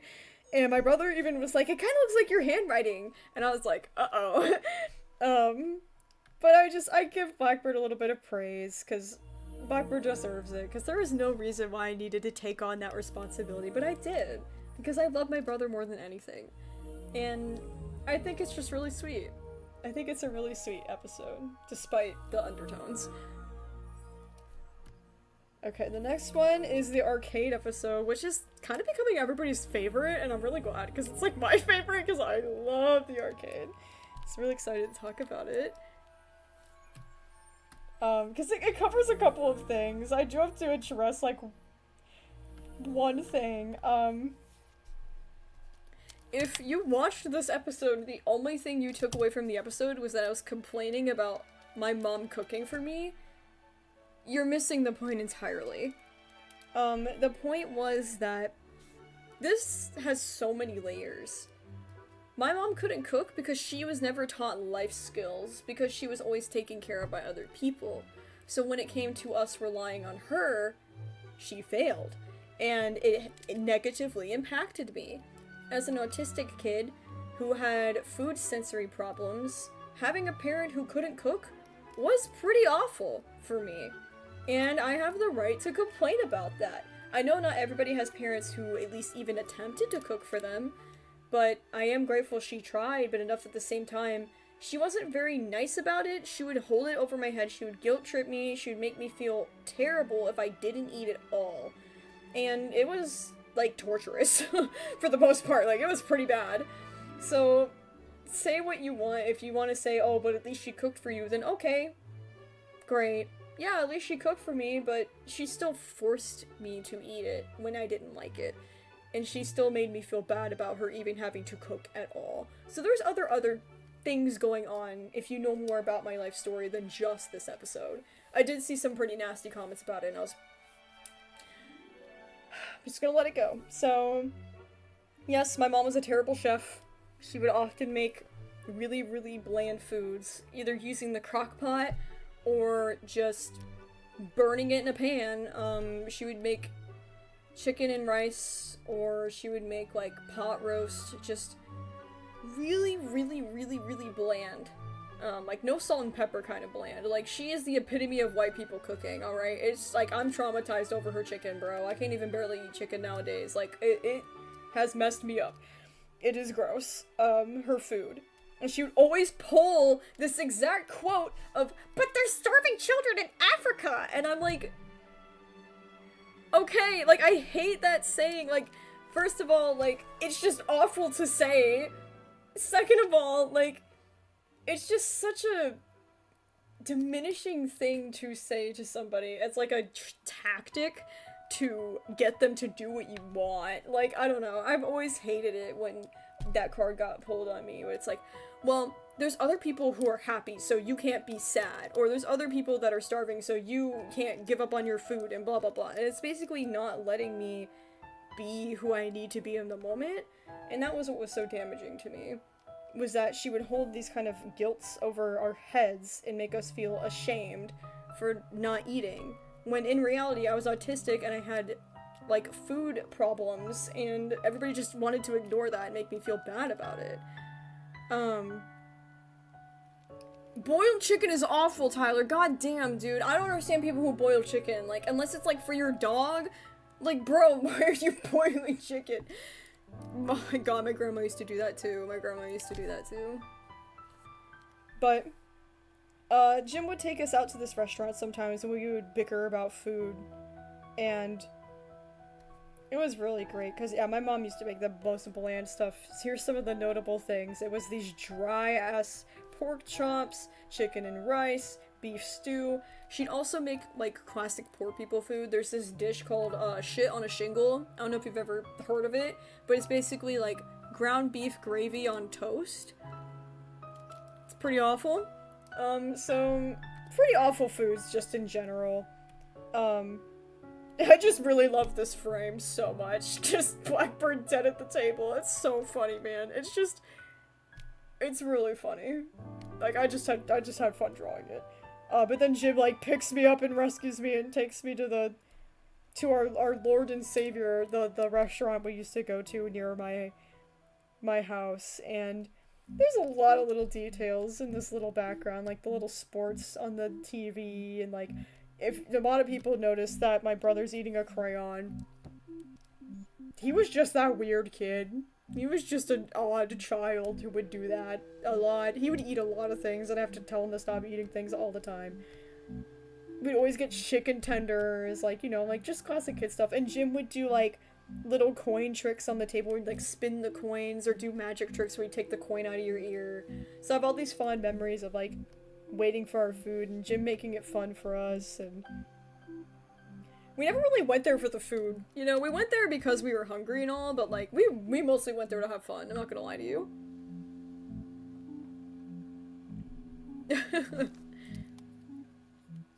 But the arcade was someplace that I felt the best. Like, the arcade was, like, my home. Like, I loved being there. I was super hyper-fixated on the machines. And a lot of people also pointed out this detail that Blackbird does stim and then stops herself and gets, like, embarrassed. 'Cause she's supposed to be masking, and it just goes to show you how strong this fixation was for me at that time that I just could not control it. I couldn't even mask it. It meant so much to me. And that's what I was including that little detail for. And yeah, there's a little couple cameos in the claw machine. There is a Technoblade, because Technoblade never dies.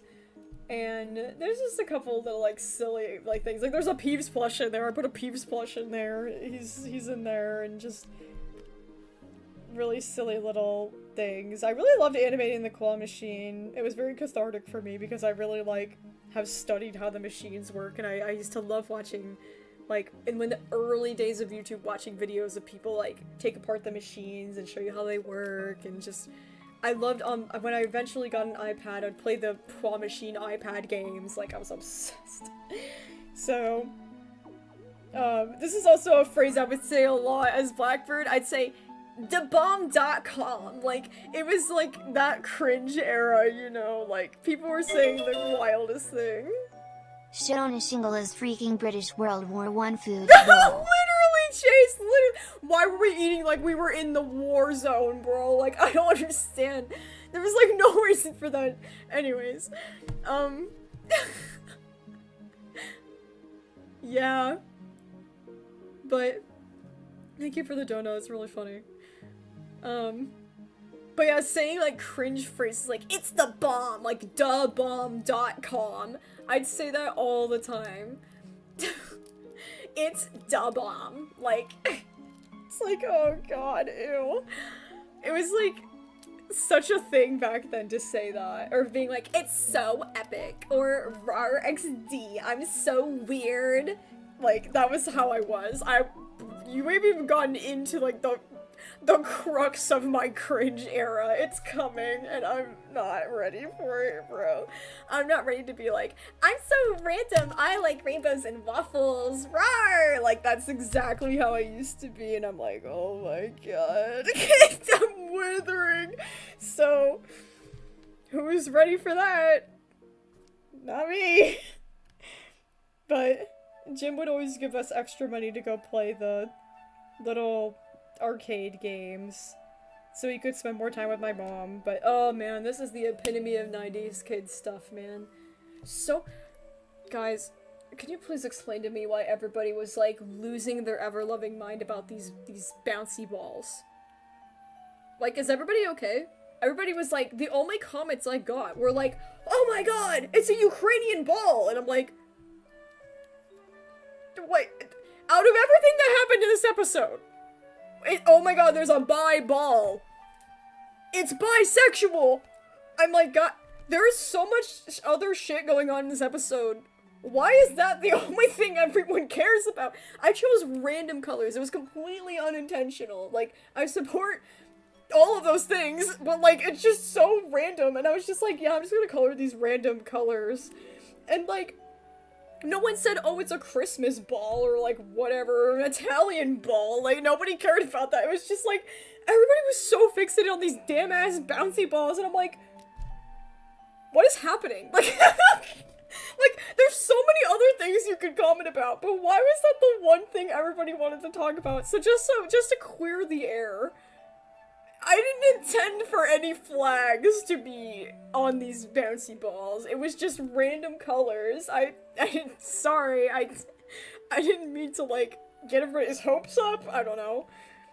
But anyways, this is the most 90 kids thing ever. You got the sticky hands, you got the little action figures, you got the stickers of, like, the retro stuff, like skateboards, the bouncy balls, the candy.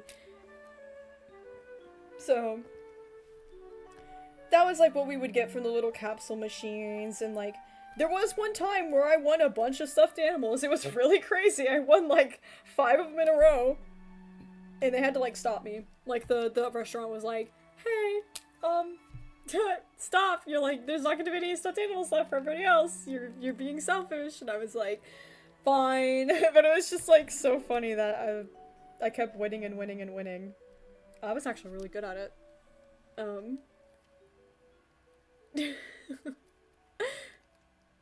God. But that was the arcade episode. And I really liked that one. That one had a lot of little details, and I was really proud of how that one turned out. Alright, now we're getting into the episodes that people might consider Blackbird to be more of a brat. Which makes me a little sad. And I know that some people are gonna view some of my life in their own ways, but this is the episode called Boats Leaving. This is about a cruise we were gonna go on, but we didn't. So yeah, we got all hyped up that we were going on this cruise, and it did not go according to plan.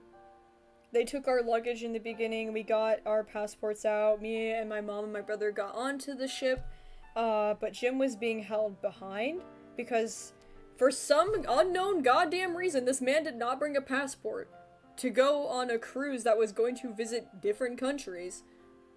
So, he obviously was not going to be allowed on the ship, which was just his dumb mistake. Like, he's entitled to make dumb mistakes too, he's a person, but like, damn, that was dumb. And so he was going to get held behind, and he just told us to go without him. He was like, oh, psh, I'm being an idiot, you guys just go. And me being like an anxious attached person and have abandonment issues, I immediately started having like a full-blown meltdown, and I was like, no, we can't leave him, we can't leave him, we can't leave, freaking out, like making a whole scene out of it, all like throwing myself on the floor crying.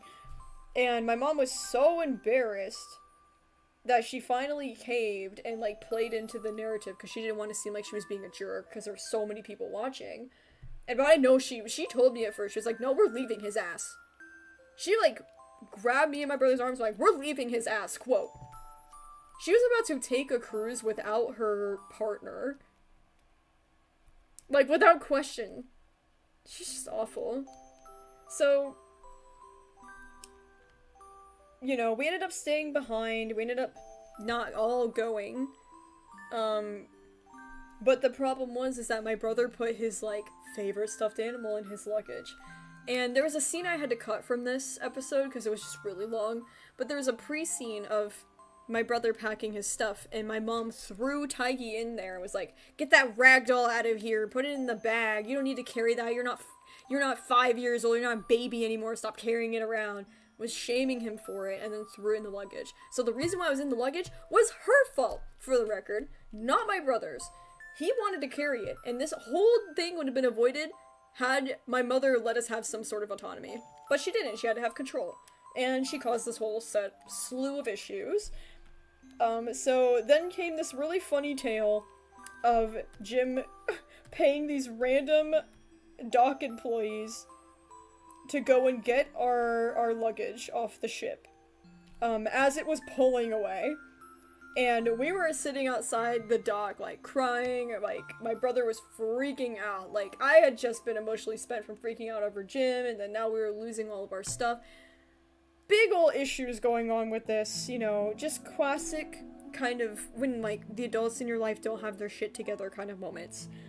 And it was heavily reminiscent of when my brother lost his golden puppy, which is an episode from Wild Child's era, where he lost his first stuffed animal, and I had a chance, I had one moment where I could have prevented it, but I didn't, because of my mom. So it was like this very similar feeling, where I was feeling really, like, anxious, about losing something my brother cared about, again. And so these dock workers, though, they were built different, and they jumped over the gap, and they grabbed our crap and ran out as quick as they could, and then they managed to save Tiggy. Oh my god, Natalie! I love this series so much, a lot of the stuff that you've been through. I have 2 and it's a way for me to heal my inner trauma from my childhood. Oh, thank you, Natalie. That is such a wonderful message, and thank you for the amazing donation. Oh my gosh, that's gonna help me so much, thank you. Yeah, it has been a lot. But if you've been through similar things, I hope at least me telling my story and showing that I'm getting better and still living my life and finding a reason to smile and get up every day and do what I love is a testament that you can heal too. Even if you've been through worse, I hope it's a nice, inspirational message to you that your story is important, and that you are seen, and that you don't have to be silent. And if you choose to be silent, at least you could be heard through others. You're not alone. So thank you for that so much. That's really sweet. Oh my goodness. And yeah, Raz and Daz, it's okay if you don't remember stuff from your childhood. Not a lot of people do. If you go to the right therapist, they can help you unravel things that you might have suppressed. There are specialized therapists who do that, and I highly recommend doing that if you have some gaps in memory that you would like to remember. Sometimes therapy can really help with that. But yeah, oh my gosh, what a sweet donation. Oh, that's so sweet. But yeah, so yeah, we got Taiki back and everything was okay. I love this hilarious frame of my mom being, like, completely unhinged and angry. Because that's just kind of how she always was. And Jim obviously felt really bad. But there's this, this shot is really important, because another big theme in Persona Project that carries on throughout is disappointment. Disappointment is a huge feeling for me. And this is one of the biggest disappointments I had ever had. Was that we were told we were going on a cruise. Me and my brother would, like, roleplay Pokemon and be like, let's pretend we're on the cruise so we know how to be on a cruise when we're on a cruise, you know, like, we pretend. And, like, we were so excited. It was all hyped up to be, like, the time of our lives, and then we missed it. And it was really disappointing, and I think that's a very valid feeling, to be disappointed that you were really excited for something and be disappointed. I feel like that's a very normal emotion, but the extent that I take my disappointment is quite extreme. And you could see me trying to relate to Blackbird here by saying, oh, well, it stinks we didn't get to go on the trip, but I am really glad we got our stuff back. Like, I'm glad that Jim was able to at least get our stuff back, because he knew he messed up, and he really tried to fix that. He got Tiggy back, you know? Which shrunk this trickster down, because the trickster was feeding off of all of the negative energy that Blackbird had of being disappointed, and as soon as I started to show the trickster that I'm not disappointed anymore, and that I actually really much understand, the circumstance, he goes away. But then the moment that Blackbird wants to continue to live in that negativity, he comes back. So, it shows that me and Blackbird are two different people at the current moment, and that I have an acceptance side of me. I have a very adult view on the scenario, and she has a very childish view on the scenario, because, shocking, she's a child. And any kid who is told, you're gonna go on this amazing cruise, you're gonna do all this fun stuff, yay, yay, yay, actually, never mind. How is a kid gonna react? Kid's gonna cry, kid's gonna be upset, kid's gonna be disappointed. Like, anybody would feel that way, and I know that. But she takes it another step up. And I'm allowing her, because, yeah, it was disappointing, and I need to let her feel that. Even though it was a little extreme, I feel like it was the only way I knew how to express that. So that was the boats leaving episode. That led to the next episode. Oh, you have a bunny named Shmoney? That's such a cute name! Oh, I don't even know, but I can't choose. That's such a freaking cute name for your bunny.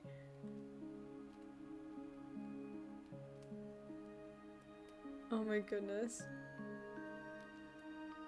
Monstercast, if you're still waiting for a new video to release, that's because I'm literally live streaming right now. I can't produce videos when I'm talking to you guys, and I prioritize talking to you guys because it's fun, so just be patient.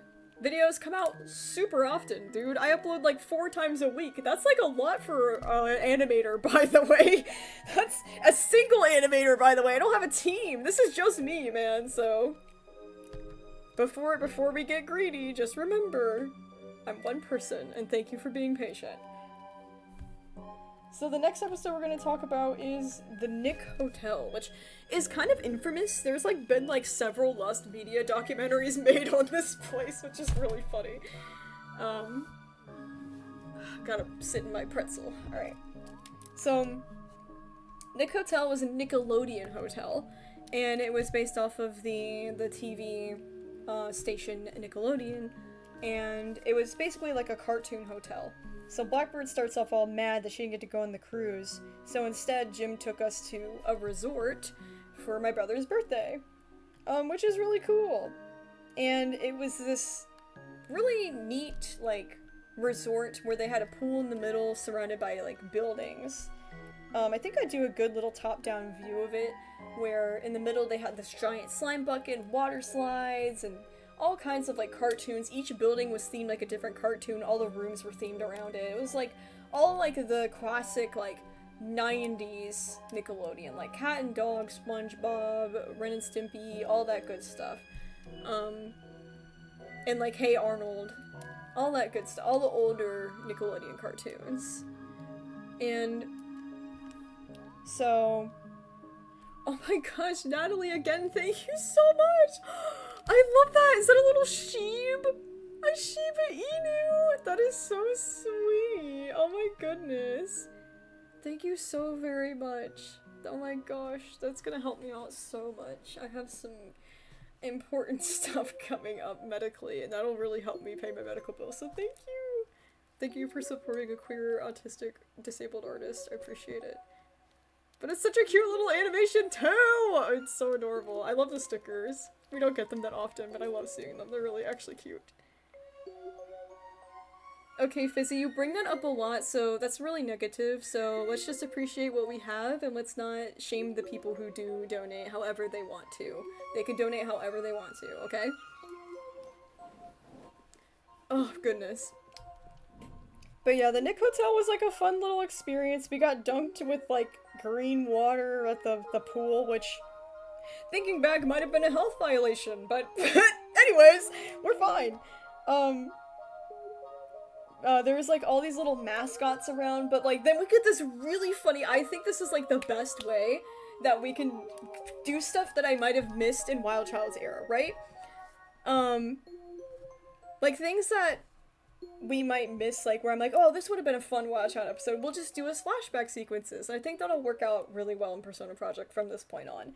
So Blackbird seems to be afraid of the mascots, so we do this little like thought bubble flashback of like this show I went to during Wild Child's era, and it's kind of like this it was called like Sesame Street Live, and it was like Elmo and Cookie Monster and Big Bird and like all the Sesame Street characters, and I remember afterwards at the show you could go up and they were taking pictures with the mascots, and my mom tried to hand me as a small child to Big Bird, and Big Bird's freaking scary ass face was right up in mine, and I had never been more terrified in my life. Like, Big Bird was terrifying to me, dude! And so, my child, like, screams and freaks out, and, like, has, like, a whole, like, thing about being around Big Bird. And Blackbird's all embarrassed about it. Is like, I'm not scared of anything! We had a great time! And then it's just, like, this really funny little sequence of my brother and I doing all the hotel stuff. There was a GameCube in the hotel, that was really cool. And, like, it was just talking about, like, my irrational fear of, like, little mascots. It's hilarious, though. I'm not scared of furries. I think furries are, like, the most soft, comforting, amazing people. But, like, mascots, like, old, like, football mascots specifically are, like, terrifying. And, like, so I'm just sitting there with Blackbird, and we're like, what the hell is wrong with mascots? And it's just, like, a silly little thing. Like, it's such an irrational... Big Bird was so scary to me. Like, you guys know that gif of Big Bird, like, busting down the door? That shit scares me! People will send that in a group chat, like, please put a content warning. Big Bird's so scary. Like... Big Bird's so scary to me. I'm, like, so terrified of that man. Like, he needs to stay away from me. Uh-oh. I do not like big birds. Like, really though, thank you, Bug. Like, furries are so superior because they, even though they might, like, tower over you even if they're taller, they don't give off the same, like, impending doom, like, aura. That's just awful. Oh my goodness. Oh, Meowcat, you made fan art! You should use the link and submit it so we can see it next stream. We have so many cool fan arts on the stream today.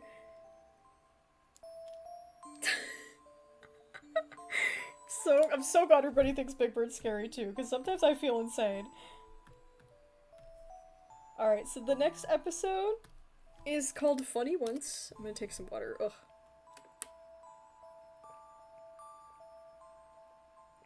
Oh, Firefoxes, I've heard of the Great Wolf Lodge. I've heard of that before. I've never been, but I've heard lots of things about it. Yes, furries have souls in their eyes and mascots do not. You figured it out, Alternative Universe Lost Wave. You did it. You did it. That is it. That is it. Thank you guys. Thank you guys. I feel so seen. But, alright. Next episode, we're gonna talk about the one time I recall my mother doing something positive. Me and my brother still reference it to this day. But, in the first little frame, you can see us playing with our little pet shops, which is all cute. Oh, the sound's on. That jump scared the crap out of me. Oops. Alright.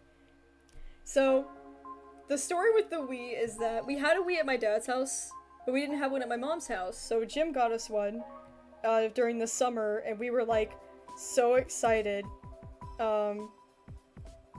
And it came with Wii Sports, and we played the bowling. Oh my god, we played bowling so much. We played so much bowling, it was ridiculous. And then we played the Mii channel. We played the Mii channel so much. It was ridiculous, actually.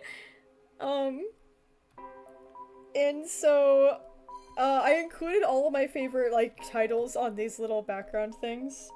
We had, like, the Super Mario Bros., the new one with all the bubbles and everything, which was really cool. My actual name is Sky. This is my dad's name on here. I don't know why it's still on here. I need to change that.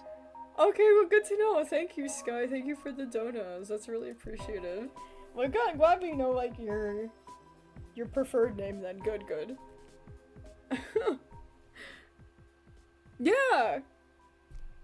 Thank you, Roseblood in the Garden. You don't have to be, like, fuzzy and have fur to be a furry, and a fursuit to be a furry. I agree, I agree. But yes, also, yeah, Sky, just, yeah. Thank you for the donos, but also, yeah, make sure you're weary and don't overdo what you can manage, okay? Alright, so I'm trying to find the layer that this is on so I could show you the exact, there it is, boom. Alright. So this cute little stack of games, I have like, I wrote these like fake, I love doing this, I like making fake alternative universe titles of like what things really were. So there was like Animal Crossing, Pokemon Channel, Pokemon Battle Revolution, Pokepark, like lots of Pokemon games obviously, I'm a huge Pokemon fan. We played Wiped Out for the Wii, like that Wipeout like game show had a Wii game. We were like obsessed with it. I don't know why. It was like such a bad game. Anyways, the carnival games, Mario Kart, WarioWare, Paper Mario, and then I played some of my GameCube games like the Pokemon Shadow XD, and then the Wii Play. Those are like my favorite games.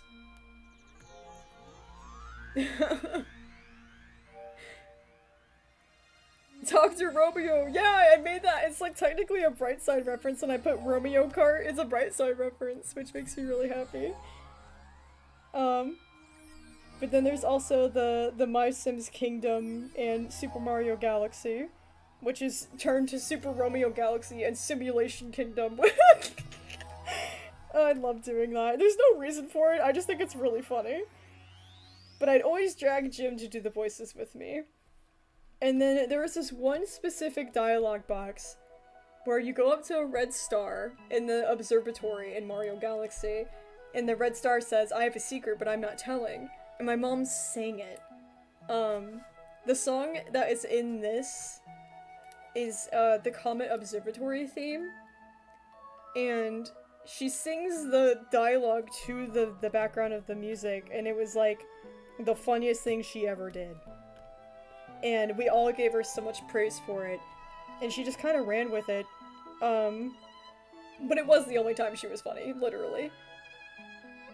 And it was, I think what it meant so much to me at the current point in that time was that my mom was like engaging in something that I really like. Oh, thank you, Natalie. Oh, you're a fursuit maker? That is so cool, dude! Ah! Or Sky, I mean. I keep saying I'm sorry, wrong name. Sky, thank you so much for all of the donos today. I really appreciate it. But yeah, that's so cool you're a freaking fursuit maker! That would be like my dream job if I like didn't do animation. Like, I would love to do that. That sounds like so much fun. But yeah, have a great day, dude. There was a red star in the Mario Galaxy, but I don't know, there's something about my mom actually engaging in my interests that was what made me so happy to be with her and like having her be a part of my world for even just like a moment. Like, she would play Mario Kart with us and I was always King Boo. I drew the Moo Moo Meadows and King Boo. I was always King Boo or Bowser Jr. And she would always, like, every time I'd win, she'd go, "Slow down, Mario!" Like, and like, anytime even if I was running around the house and I'd like run around the corner too fast with socks on and go sliding everywhere, she'd be like, "Slow down, Mario!" Like, it was just a phrase she would say all the time. Because she was referencing Mario Kart. And Blackbird says, "Oh, you're so funny, I wish you'd play with us more." And if you know anything about MPD, there's like, they don't deal with guilt and shame very well. They have like very serious guilt and shame wounds, and that's where most of their behavior comes from. And so the moment we even slightly shame her or call her out on her behavior, that's when she shuts down. So we were like, "I wish you would play with us more," which insinuates that she isn't doing enough, which means she's bad, which means that she needs to double down on being worse. Because she was feeling guilty. So then she told us, "Oh, I do plenty with you guys, give me a break." And then you could see Blackbird feeling bad about it. So it's the blame shifting. It's literally called blame shifting, where she would take the accountability and push it back on me. Like, oh, I do plenty. You're being needy. And then I would feel bad. So, just a little bit more of my family dynamic in this one, and recognizing the fact that I have one positive memory with my mother that I can recall. Like, that's it. I think that's pretty rough. Cause, wow, she engaged with my interests, like, once. That's pretty sad. Alright, so the next episode is called Moving In, and it's about my stepdad actually moving into my mom's house. Which is really cool. And it was, like, one of the most exciting times of my life. We used to go visit Jim's house a lot, and he has, like, a lot of cool stuff, and I used to love playing with, like, his fake fruits and all of his fancy decorations. So when he got to bring them to my house, it was, like, the most exciting thing in the whole wide world. And, like, he added his own touch to everything. That's when he painted all the walls. He painted them all, like, rusty colors. My house was very rustic themed. And he claimed the reason why he loved doing that is because he always wanted to be reminded of poop. Like, this man was obsessed with poop. He was so gross. And it's just... he's such a jerk. I know he's doing it just to be a jerk and be funny. It's just like, oh my god, Jim. But he had fish tanks too. It's like one of his hobbies was like taking care of tropical fish. And so we had all these really cool fish, and I named this little fish Lollipop, and then my brother named the Pocostomus Sucky because he was a sucker fish. That poor thing was named Sucky. That poor damn fish. Which is really funny. But then I got my little ramen. If you've been on my channel for a while and you remember 12, Mallow's episode, there's actually a little fishbowl in the background of Mallow's episode where I drew ramen. Ramen is in 12. Like, I loved that fish so much, he ended up in 12, y'all. Like, monumental pet for me. I loved him to death. And, we had these little SpongeBob houses, and, like, it's true, weather loaches do sense the barometric pressure, and they do this little wiggly, like, up and down, like, kind of like weather dance kind of thing, where they, like, let you know the pressure's changing, and it's really cool. Like, he was a really cool fish, and I really loved him. I named him Ramen because he looked like a ramen noodle, like the, like, ramen noodles you make, which is really cute. And he was my bestest little fish friend. But Jim also had started his business at this time. It was a, like, vitamin and supplement store. He basically would buy stuff in bulk and then, like, had, like, an online store where he would, like, ship locally and stuff, and it was really cool. Like, he had this yellow warehouse that he got, and it was, like, literally one of the most exciting things ever, was running around that empty warehouse and watching him build a business out of it. And this is where I'm going to explain a lot more about Jim's condition. He had cystic fibrosis, and if you don't know what that is, it's a condition that affects your digestive system and lungs. It is a pretty severe disease. It affects a lot. And his lifespan was greatly affected. Usually people with cystic fibrosis don't live very long lives, unfortunately. And by the time I had met Jim, he was probably had like a 3-year life expectancy. He was supposed to live 3 more years after I met him. So a pretty dour and dire situation with his condition, but he did such an amazing job taking care of himself. He ate really well, he's on a very strict diet, he exercised, he took his medicine, he went to the doctor, like, he was on top of it. So he was really, really healthy, all despite everything. He just coughed a lot, and had, like, a very wheezy breath, like, his breathing was just really loud. Can I make fan art of Sucky? Sure, Bug. You can make fan art of any of my pets. And my pets are, like, free game. I love a fan art of my pets. That would be wonderful. But, Jim would have to go through dialysis a lot. So you see, me comforting him through it. I would often go to the hospital with him for some of his appointments. And I would accompany him through some pretty intense medical stuff a lot. I was early exposed to a lot of medical equipment and kind of scary stuff, but he got through it really well, and I helped distract him, and it was just kind of hard to see, though. Like, it's hard to see your loved ones, like, in a hospital bed, you know? And that was kind of our reality, but he managed it really well, and I got to play in the peanuts and the empty boxes in his warehouse, and this background has a lot of meaning to me, actually. We have Elmo. We have my little fiberglass light, which is actually behind me. I still have that. And then the cursed pillow, if you know what episode that's from. It's from a Wild Child episode. With the little saying on it. But then I redesigned his little logo he used to have. It was this dinosaur with, like, potion bottles. And it had, like, his company name and logo. And little slogan. This is obviously not what it was called. I never give out personal information, but I used to wear that thing to sleep, and it was like the most neon green shirt. It was so ugly. You can also see her little PJs. I used to have these little, I was obsessed with peace signs. Peace signs were like totally in back then. So it was just peace signs everywhere, which was so much fun. And that was like my favorite thing at the time, and it was just so fun because I brought back, this is like still Wild Child's room, like we have yet a ways to go until we see like Blackbird's room get remodeled. But this is kind of funny because Blackbird's like, I wish I was successful like Jim, I want to be like him when I grow up. And then I go, yeah, something like that, and it's like my YouTube plaque. And just being like, yeah, I'm successful, and then Blackbird's like, ah, no, you're lame, this is lame. Because I think as a concept, being like, yeah, I'm a YouTuber, Blackbird would be like, what? That's lame, I don't even know what that is. Like, because YouTube, like, barely existed.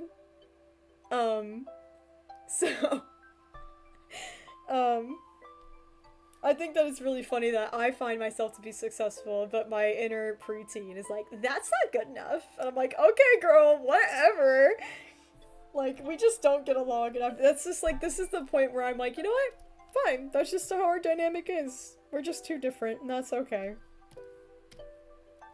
Next episode's a little more serious. This is gonna be a longer live stream, by the way. We're gonna go until the very end. I'm committed to doing the entire year in one stream. Just so you're aware, we're going past my 2-hour mark that I usually do.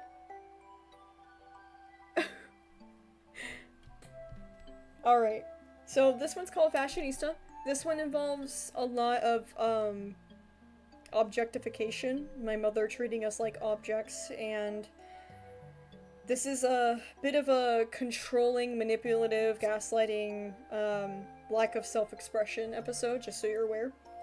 But it's like back to school shopping, and I was obsessed with freaking Bobby Jack. If you guys remember Bobby Jack, raise your hands in the chat. I want to see Bobby Jack enjoyers. It was like this clothing brand with this little monkey guy, and it had like peace signs and stuff. It was so 2000s. Like, everybody had freaking Bobby Jack everything. It was like a style, like, I don't know. It was just a thing back then.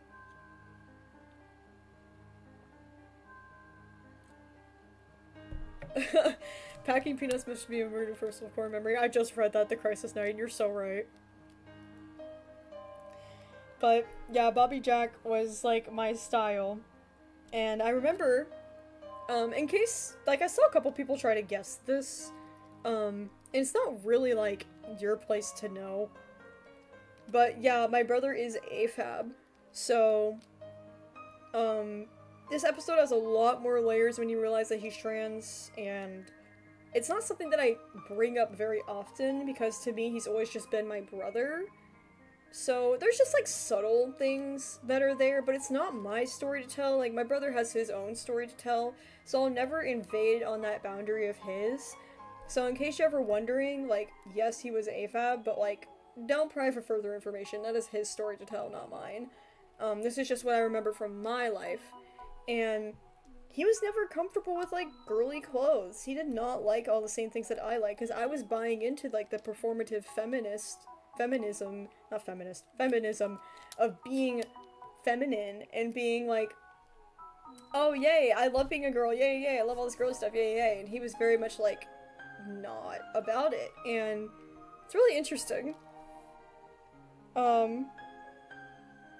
because it's just like an early sign of him not being comfortable with what everybody was forcing onto him, and my mom was a huge person for that, because my brother was younger, my brother was the favorite, she always wanted to dress him up like a doll, literally. And this was like the ugliest goddamn outfit. It was like cheetah print, nasty neon green. It was just like the ugliest outfit. And I remember she was like forcing this on him and was like, oh my god, it's so cute, we're getting it, we're getting this outfit for you. And he was really, really upset about it. And so I stood up for him and I took it out of the cart and I was like, no, I think he should wear whatever he wants to wear. Which pissed off my mom. And of course my brother wants to wear the most cringe thing ever, the RXD tacos cat laser eye freaking t-shirt you can find. And so there's like this really funny little, like, I stick my tongue out at her like, haha, you lose, uh-huh. And so this is a direct quote. She got in my face and screamed at me, how dare you ruin my little fashionista? Hello? Like, why are we having a crash out in public, first of all? Second of all, your little fashionista, like, you own my brother like a mannequin? And, like, how dare you ruin? Is, like, such a strange thing to say, like, how dare you do this to me? How dare you take the control away from me? You're ruining my perfect child, is basically what she told me. And shamed me for. And I remember being, like, so shook, because, like, she meant it with all her soul, and I knew. And I was, like, so taken aback, like, I thought Mom liked me, I thought we were on good terms, like, I'm so confused and, like, scared, because all of a sudden Mom's scary, and usually she's nice to me now. So it's like a big betrayal in this moment. And so you have, like, me supporting my brother in being himself, and wanting him to have free will. Because, yeah, this goes all the way back to Wild Child's era, where I was always protecting my brother from my parents, and I was always being the human meat shield for him. And, like, he didn't choose that, I chose that. And nobody's a freaking doll to decorate, nobody's a mannequin, nobody is, especially a child is supposed to be given the room to grow into whoever they want to be, not what the parent wants them to be. And so I was giving that lesson to my brother so early on. And by the time I reached Blackbird's era, I was wearing down from all of the terrible things I was shielding him from. And eventually I just started caving. But that's why I became so close to my mom, is because I knew that I could be a better victim. I could be better exploited and abused instead of my brother. So that's why I got in between them, intentionally, to take the damage off of my brother. And that is fucking incredible for a 9-year-old. Like, go Blackbird. You really are a hero. Like, I'm so proud of her for that, but at the same time, she should have never have had to make a choice like that. Like, ever. I should have never been in a position where I had to sacrifice like that. But it's just amazing that that is the choice that I made. Like, at 9, I did that. Like, I was a hero at 9 years old. That is something that I will stand by myself with forever. I will say, you know what? I'm so proud of myself. I stuck true to myself, and I protected everybody around me, no matter how much it hurt me. And that is a testament of my character. That is something that will never change about me. And I think it's incredible. It's sad, but it's incredible. So I gave Blackbird a moment in this episode to say how she really felt, and I told her, say it. Tell her how you feel. Because she betrayed you. And then she goes, frick you, mommy, we're not your dolls, we're people. And then she tells Blue Jay to wear whatever he wants, and we're like, yeah, let's wear whatever we want. But then you get the kick in the shin at the end. Because yeah, I did get the outfit. I said, you know what, Mom? Yeah, you're right. I'm sorry I did ruin your fashionista. I'll be your fashionista instead. I'll do whatever you want, Mom. And so I got it, and I played the feminine role that she wanted me to. I didn't know if I wanted to be a girly girl, because I was obviously very much tomboy most of my life. I mean, if you watch any part of my videos, you know I'm like a huge tomboy. So this is the point in my life where I started to become a very girly girl for my mom, so she could have somebody to dress up. It's super messed up, and it's awful, and it's cathartic to talk about, because I know I'm not alone, but it's just sad that I'm not alone too. You know?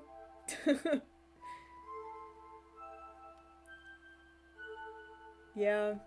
Thank you guys for all the support in the comments. Yeah, so that was that episode. That was a pretty heavy one for me, because it was just one of those jarring moments, like one of those out-of-pocket moments from my mom where I'm like, what the freak? Holy cow, like, who says stuff like that? Alright, so next episode is a lot more lighthearted, very sweet. It was about my dad playing Animal Crossing with me. Obviously, if you can tell, playing the Wii with me was like the one-way ticket to my heart as a child. So yeah, the Wii at my dad's house broke. So my dad got us a new one, like, right off the bat. And we played Super Smash Bros. Brawl. That was the best game. That was our favorite game. We loved playing Subspace. And then we played Animal Crossing. And I played Animal Crossing since the GameCube and loved it. Rossetti traumatized me as a child, you know. And my dad, of all people, got addicted to Animal Crossing. Which is so funny, because I would have never guessed. He's like the most like hippie surfer dude, like go with the flow, man, kind of guy, and he's just like playing this like cutesy little like animal simulation game. Like, I would have never goddamn guessed. This man woke up every morning to play solitaire at 4 AM. Like, he was boring as fuck. I can't even believe he played this. It's wild to me. But he got really fixated on it with us. And you could see us playing on our busted up broken couch at Dad's house, playing the Wii for hours. And we got this guidebook that told us how to catch everything. And like, we had a hard time catching the ray, because like the manta ray was just not in the book. So we never knew how to catch it, and it was like so funny. We called it the elusive ray. My dad would get up at 5 AM every freaking day and play Animal Crossing before we woke up, so that he could do all of the chores in the game and give us gifts in the game. And like on our little entertainment system, you can see a little picture of me and my brother playing in the pool, like in our shoes. Like, everything at my dad's house was so homey. But yeah, he would like sell all the fruit and do everything in the game and leave money outside of me and my brother's houses. And this is the first shot of what my room looked like at my dad's house. It was very groovy. I had like bright like blues, purples, and greens, which is very reminiscent of Wild Child 2. But I had lava lamps and Christmas lights and all kinds of like colors, but it was like this dark turquoise. That was the color of my room. It was really dark. But I would wake up because the TV was right against my wall, and I'd wake up to the sound of Animal Crossing, the soundtrack, and the footsteps, and the fishing. And I'd sit there and listen to my dad play this stupid game that I was so obsessed with, and I never felt more loved that somebody just loved something that I loved. It's like the deepest form of autism connection for me. It's just like, if you love something that I love, we are immediately best friends and I love you. It's like so easy, like when you just engage in something I'm fixated on, to like be my friend. But it's like, my dad couldn't afford anything in real life. Like, we had like no food, we had like beat up furniture, like we were like barely hanging on, but like, man, we were rich in other ways. Like, we were rich in our video game world. We got to go to Gracie Grace, the stupid bougie giraffe store in Animal Crossing, and like spend all of our money, and like, it was just like the things that mattered the most, like catching a red snapper and being rich. Like, we were actually rich in the sense that we had like a loving bond and a family and a house, and that's what mattered the most to me in my dad's house versus my mom's. It was just so much fun. Such a wholesome episode. I really like touching base on like the wholesome stuff too, because it's really important. Because my life isn't like freaking doom and gloom, it's like the nuanced, so. Aww. Heck yeah, guys. I love hearing about everybody's fixations. Aww. I'm so happy to hear that you guys also had your parents play with you. That's so sweet. Like Skyrim, that's a great game. Goosebumps, that's such a fun thing. Oh my god. Okay, the next episode involves like one of my pets getting lost, so just so you know, it's gonna be a little sad. It's got a little bit of like pet loss in it, just so you know. So one day I'm at school and we're just doing our work as usual, and the intercom goes, "Hawley, go to the office now with your brother, you're signing out early." And I go, "Oh shit," because I usually think something really bad has happened, because we don't ever leave school. Ever. Like, school is basically our daycare, man. Like, my parents didn't have time to take us out of school, especially for fun. So I was like, this is the end of the world. Which is kind of sad that the immediate, you can see the catastrophizing in my anxiety that was already present. Like, I was depressed and anxious from a very young age. And this is like very remnant of that. Instead of my brother, who is just really happy and going, "Oh, I think we're going to a theme park." And I'm like, "Oh, well, maybe, yeah." Like, but deep down, I was like, something's really wrong, isn't it? I'm really scared. I'm really anxious. And it's just really sad to see that that's my initial reaction to something that should be joyful to most children. And so we run to the car, and my dad reveals this dumpster kitten. It was a Siamese cat that he found on like one of his job sites, because he was a carpenter and electrician, and he found this kitten that was abandoned, and so we were taking care of it, and we got to name him Cuddles. I named him Cuddles because he was cuddly and adorable, and he was a little baby. I love this transition so much. It just turned out really cute. And then one of my other cats, Jealous, was always hissing at him. And I was like, "Stop being mean to the baby, he's just a baby." And then the baby pees on me, and I'm like, "Ew!" My brother brings this up a lot. Every time I say Cuddles, he goes, "Do you remember when he peed on you?" I'm like, "Yes, Evan, I remember when he peed on me. Thank you, Evan." Like, my brother remembers the most random details. It's really funny. Speaking of random details, in the background, you can see lots of beer bottles on the counter, even spilling over onto the floor and filling up the trash can. Because we had so much trash in our house. Our house was filled with beer bottles and trash. You'll see it a lot more, but this is just kind of the beginning. And it's really subtle and in the background, but it's there. And fun little tidbit here. Blackbird put on Wild Child's shirt. This is Wild Child's shirt. I just thought that was a cute little detail, because I was like, oh, she's gonna change her shirt. What would she change it into? And I was like, what if she takes Wild Child's shirt? I thought that would be cute. So,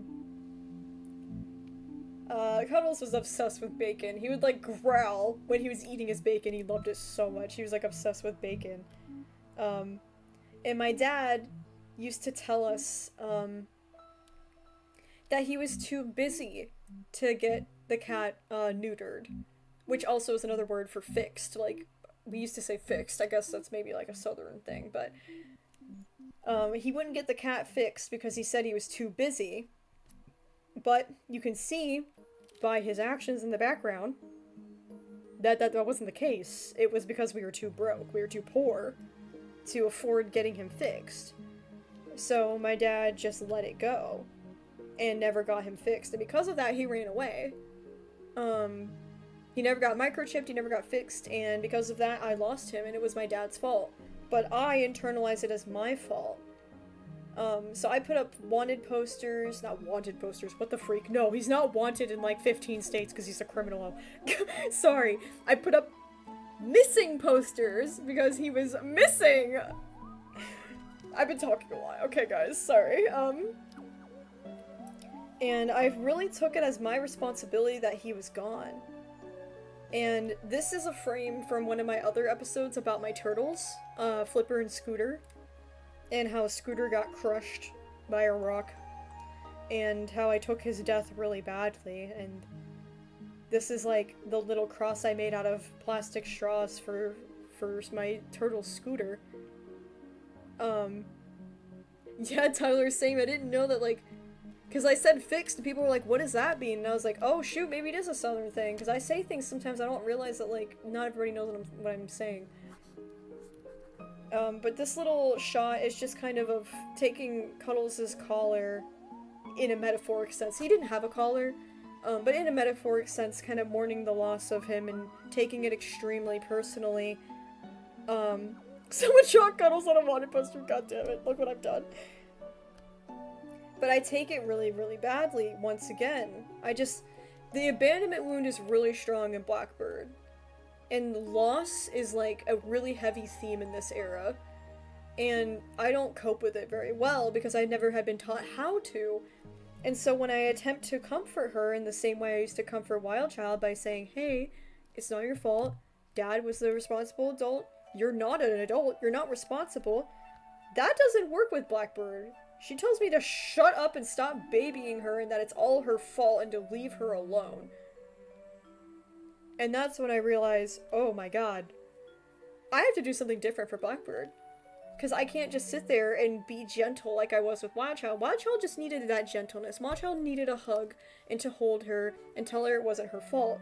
But with my inner preteen, that's not gonna fly. She does not want to be touched. She does not want to be told what to do. She doesn't want to be not held accountable, I guess. She thinks that she's responsible. So I completely, after this episode, changed my shift of how I'm going to deal with Blackbird and her behavior in the future. Because this was the episode that kind of taught me, as I was writing it, I was like, I don't think there is a way to comfort her. Because I tried very hard to comfort her. And I wrote so many versions of that script where I was like, I just didn't know what to have her say that would even remotely match how she felt. She is just angry and she is just self-blaming and upset, and like there just comes a point where I can't change her. She's just a part of me that I can't argue with. I can't convince otherwise. She is just stuck. And so that was an acceptance part of me, having to accept that part of myself that will always be stuck there in that bad, nasty, negative place. And so that's why my approach with her is going to change so drastically in the next few episodes. You'll see, I treat her a lot differently than I do Wild Child. And I think I'm going to do that with each of my eras. I need to meet them where they're at. I need to treat them differently. Because it's very individualized. But the next episode is Maple Tree. This episode has a lot of masking themes, a lot of depression, anxiety, dissociation, just so you're aware. Zeepzorb, if you notice me, I am noticing you. You're on my live stream and I see you. Hello. This is like your fourth comment about that. Sorry if I didn't see it. I am yapping up a storm, but hello. And I'm glad I'm an inspiration. That's super cool, dude. I submitted the sucky fan art. I can't wait to see it, Bug. Hell yeah. Cuddles crime stealing bacon. He did that a lot, actually. There she is. My favorite episode of Persona Project. Yes, dude. Same. Same. Mel, you're so real. You're so real. Okay, so this episode was probably my favorite one to make. Because it just, there is so much depth with this. I'm going to talk about this one for the longest. And then the next few after this, and then we're pretty much done with our stream for the day. I have so much to say about this episode. If you've been around on my channel for a long time, you may remember I used to do a podcast called Peeve Squeaks. And it was essentially me telling little stories about my life. I have since locked up Peeve Squeaks in a vault because I'm gonna re-release them when I'm in Hawley era, and I'm gonna have new commentary commenting on it, because a Hawley era had such a warped perception on things. I think one of the most jarring things about it... Oh, thank you, Mascot Blue Heart! Oh, that's so sweet, thank you for the dono.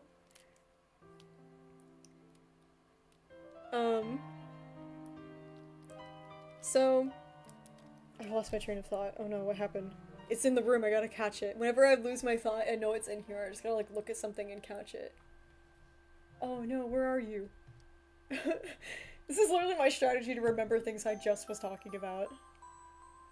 Drawing Shankmaw from Brightside? That's so freaking slay. Oh, Starlit Nights, I'm so glad. Oh, everybody's so inspired. This is so sweet. Holy cow. Ah. But, I don't remember what I was previously talking about. I'm sorry, I tried. I looked around. Oh! Peeve Squeaks! Okay, no, I found it. It was on my drawing tablet. So, Hawley era used to describe things really from a perspective of, like, denial and bargaining. And it's most prevalent in, like, the maple tree. Because I made an episode of Peeve Squeaks about the maple tree, and I talked about it, and it was just something where I, like, was talking about, like, oh my gosh. Skadoosed another dono. I love this episode and the animation to it. Hog. Oh, gog. Honestly, the text-to-speech kind of nailed that, I'm not gonna lie. I am Rabbit6, thank you, that's so funny. Skadoosh. It's a good sound effect. But yeah, I talked about the maple tree in a previous thing, and it was really interesting because I had only such a positive experience where I was like, I would spend so much time up there, and it was such a, like, a nice fun spot to just be in nature, and like, throughout the episode, like, Hawley started crying, and I was like, I know it sounds dumb to, like, cry about a stupid tree, but it really was a safe place for me, and I really loved it, and it meant a lot to me, and I miss it, and... Fries money. Well, Hawley, you are an odd fellow, but, I must say, you steamed a good stream. Steamed a good stream! We should make that my stream outro. Thanks for steaming a good stream. That's awesome, Tyler. But, in reality, the whole thing that Hawley was missing, like the bigger picture, was why was I going up in the maple tree in the first place? Why was the maple tree so safe for me? Why did I spend so much time outside of the house? Why wasn't I inside? What made me feel so unsafe in there? What made me hide from everyone? Why was my instinct to hide when I felt bad? And isolate when I felt bad? There was so much layers that she just completely ignored that is prevalent in this episode. So, originally I was going to make this episode talking about it in the same limelight that Hawley did, but I decided no. I'm going to talk about it how it actually was. And then when I get to Hawley era, I'm going to talk about it again, but from her perspective, and then show the difference. But, in the beginning, I'm struggling with homework. My papa used to try to help me with homework, and I eventually I had a breakdown, and my mask fell off. You know, Blackbird's mask flies off, she's crying, she's upset, my papa's trying to comfort me, and I'm like, don't look at me. And Blackbird flies out onto the tree. Because anytime I showed really, really strong emotions, I was taught that that was bad. Anger was bad. Sadness was bad. It was, shut up, you're being annoying, stop crying. Like, I was always belittled when I was showing strong emotions. So anytime I showed it and my mask came off, I had to rush somewhere in private and put it back on and get my shit together. And that's horrible. I was like 9 years old and I couldn't cry. It's like terrible. So I didn't have my mask. I went outside, I'm crying. And here's the trickster. Trickster's got the mask. The trickster represents my depression and anxiety. And just a lot of negative core beliefs. And Blackbird's aware of the trickster because Wildchild was aware of the trickster, so that means she is too. It's a learned thing from era to era. And it gives me the mask back, and she just expresses how hard it is to wear it, and it gets harder and harder. But she knows the trickster's right and that she has to wear it. It's survival right now. All the text that appears on screen here is all of the core beliefs that I internalized. Bad things are always gonna happen. You know, tomorrow won't be better. And with every one of these, the trickster grows bigger and bigger and bigger because I'm feeding into that negativity. And I say it always gets worse somehow. So I'll be strong. And I'll mask. And I'll keep doing the hard thing. Because I have to. And it's all the trickster's ploy. It's all of my mental illness's ploy. Oh yeah, I do all the voices. All the creatures are welcome. I know it might be a little hard to believe, but I do voice every single one of them because I want to make sure that my voice is heard the entire time throughout my story. So all the voice acting is me. And so you get this really messed up mindset of bad things happen to me because I deserve it. Because I did not understand why all these bad things were happening to me, and I took it personally, because it's hard to not take it personally when this much bad shit has happened. When you're 9 years old and you're dealing with this much crap, it is kind of hard to not believe that it is personal. And I still to this day struggle with trying to not make it personal. It's just tough. And it's a hard belief to hold on to. And so here I am, at the bottom of the tree looking up, seeing how I used to be, and my plan was to help myself, like, out of this situation, like, help Blackbird. Because Blackbird believes that God is punishing her, because she's bad. And it's all this bad self-worth, and that was the final straw. That was the final core belief that made the trickster too big and broke the branch. And so you have 9-year-old me holding this monumental tree-sized goddamn ball of issues and holding on for dear life because it's all I know. And that's what you call a maladaptive coping mechanism. It is a coping mechanism that does not serve you. It is a coping mechanism that may have served you previously in the past and helped you, like masking helped me sometimes, but this is the scenario where it was not helpful. And so I'm telling her the trickster is buying into every word that you say. You are making it big. You need to make it small. And there's actually a moment where Blackbird listens to me. Because she looks down at the trickster and the trickster shows his true self. Because you see him looking quite innocent here. Like, please help me, I'm falling. But then he gets that devious, evil look. And Blackbird finally sees it. Where she's like, oh no. Hawley's right. And I'm telling her everything she needs to know. But she feels really hopeless. She doesn't know what to do. She's still holding on, and I'm telling her to take off the mask, and that she just can't do it. She'd rather hold on to these things that no longer serve her because she doesn't trust anyone, and not even herself. And that's when she falls. And I attempt to catch her, but that's when my avoidant personality catches her. And that's when she realizes she is avoidant as a coping mechanism because she can't trust anyone, not even herself. And so Figment is already, like 2 episodes, already present to her. She can already see him. Like, horrifying to me, because I didn't realize it at first. I didn't think like I had become so dissociative that early, but I did. The reason why I go up in that tree is to dissociate. The reason why I go up in that tree is to dissociate away my feelings so I could perform the way everybody expected me to and put on the mask. And this episode was like quite possibly the deepest thing I've ever written. And there's a lot of subtext and there's a lot of just a lot of things expressed but not directly said. And I think that is, like, the best part about it. And Persona Project is going to continue to get like this as the narrators continue to mature, as my personas tend to get older and older. It just, it won't be so, I did this, we did that, and I felt this way. This one did not tell you at all exactly what was going on. It was something that you just had to really critically think about.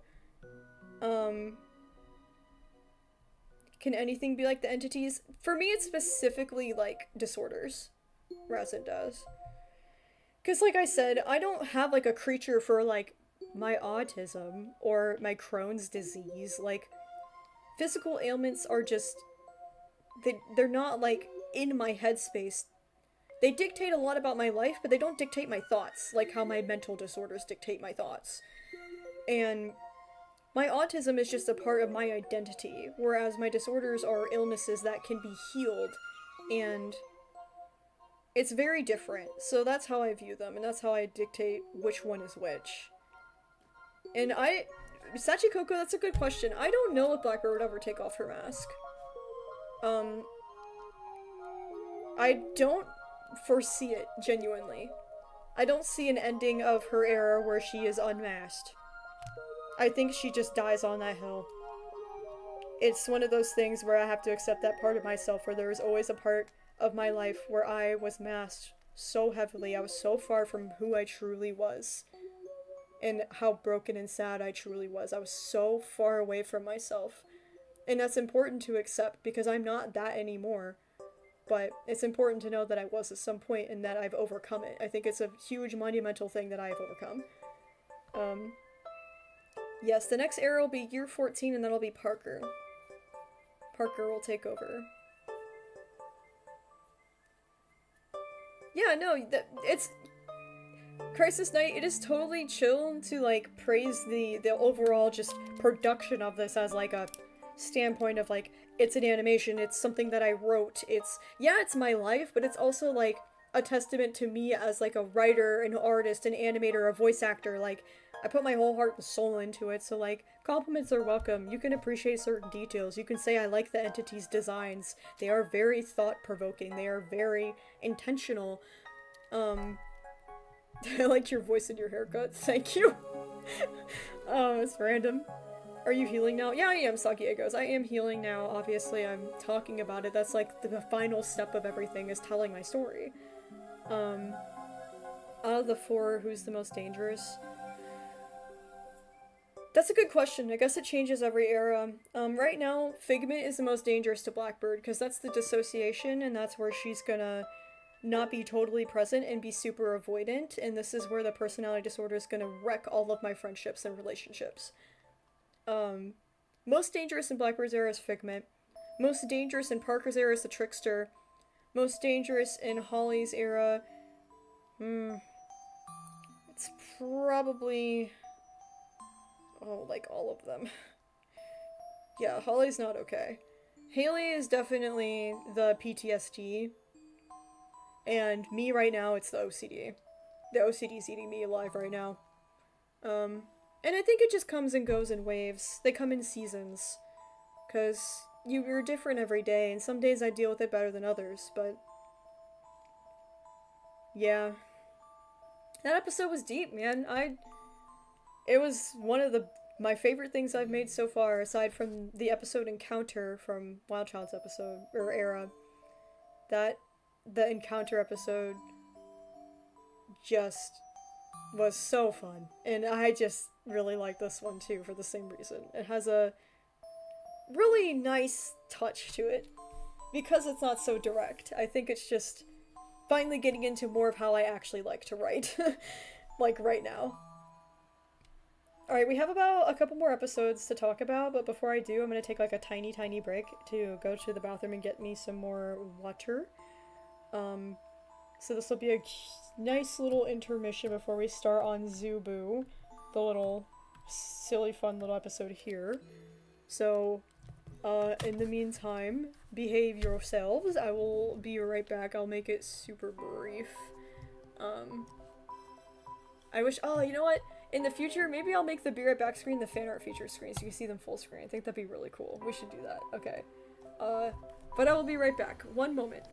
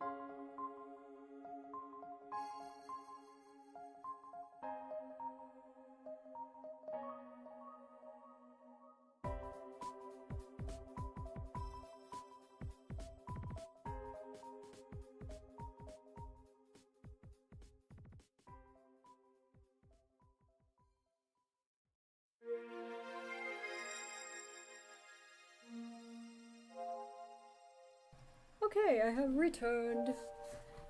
I have returned. Okay. Seems I haven't missed too much. Awesome, awesome. Back to where we are. Hello. I have taken my jacket off because the heat of the summer sure is getting to me right now. In case you're wondering, like a random outfit change. Just took off my sweater. I wear jackets and sweaters and hoodies as like a comfort thing for me, so in case you ever wonder why I do that. Alright, so we've got just a couple more episodes to talk about. The last few being the more recent episodes that have come out. And that is, we're talking about Zubu. So this is like a silly little story about how I won some tickets to the zoo by doing a coloring contest. It was like a newspaper thing. I'm eating smiley face fries, you should go get some too. Don't get any tabboos. Also, I agree with chat, the overall creativity of the Persona episodes is spectacular. Yay, thank you guys. I really appreciate it. I know it's like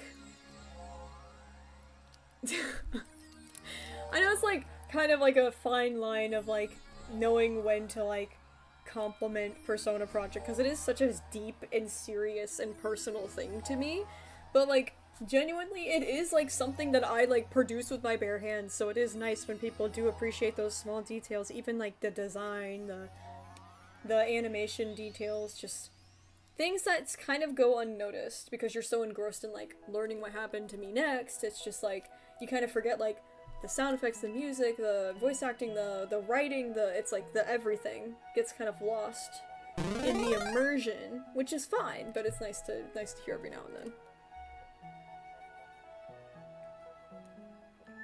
Paige, you have a comfort hoodie with stress balls in the sleeves? That's so cool!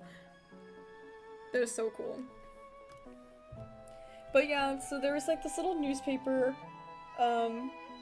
little contest where you could color in the newspaper and win tickets. And this is so cute. We used to have breakfast at my nanny and papa's house. My papa made the best waffles. And Buttons was there, their little schnauzer. And we'd have breakfast and they would read the newspaper and give me the comics and I would read the comics. So I did this little coloring contest. And the thing about this episode really shows you the difference between Wild Child and Blackbird, because Blackbird's very much like, I'm the best at coloring, and all the other babies who enter this contest are gonna suck, and I'm gonna win because I'm the best, and it's just like all in her like head, and I'm like, oh my god, stop being such a brat. But it's like a good reflection of like, why is my behavior like that? And again, it's a product of the previous era, Wild Child, because everybody would put me in easy classes, even though I was supposed to be in gifted classes, I was supposed to be in special ed, and they would praise me for the bare minimum when I didn't feel like I was really doing anything, you know, classic gifted kid stuff.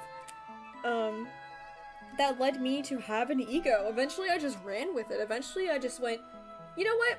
Yeah, I am the best. Everybody's right. I deserve all of these trophies and medals and pictures taken of me and money and blah blah blah. And eventually I just started running with it and working extra hard to prove even more just how good I was. And I just kept having to be better and better and better and better and more perfect. And this is what ultimately destroys me as a preteen. For sure.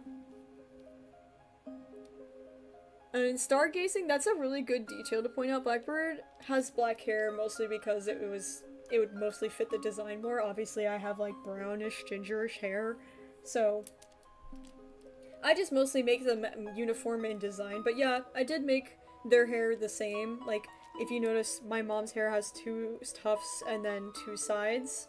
Hers are straight and mine are braids. So there is like a design aspect of them being similar, like that is intentional, and I'm glad you picked up on that. Yeah, Wild Child wasn't old enough for Warriors. Blackbird's about to get into it. I just started writing the episode for it. It's gonna be really funny.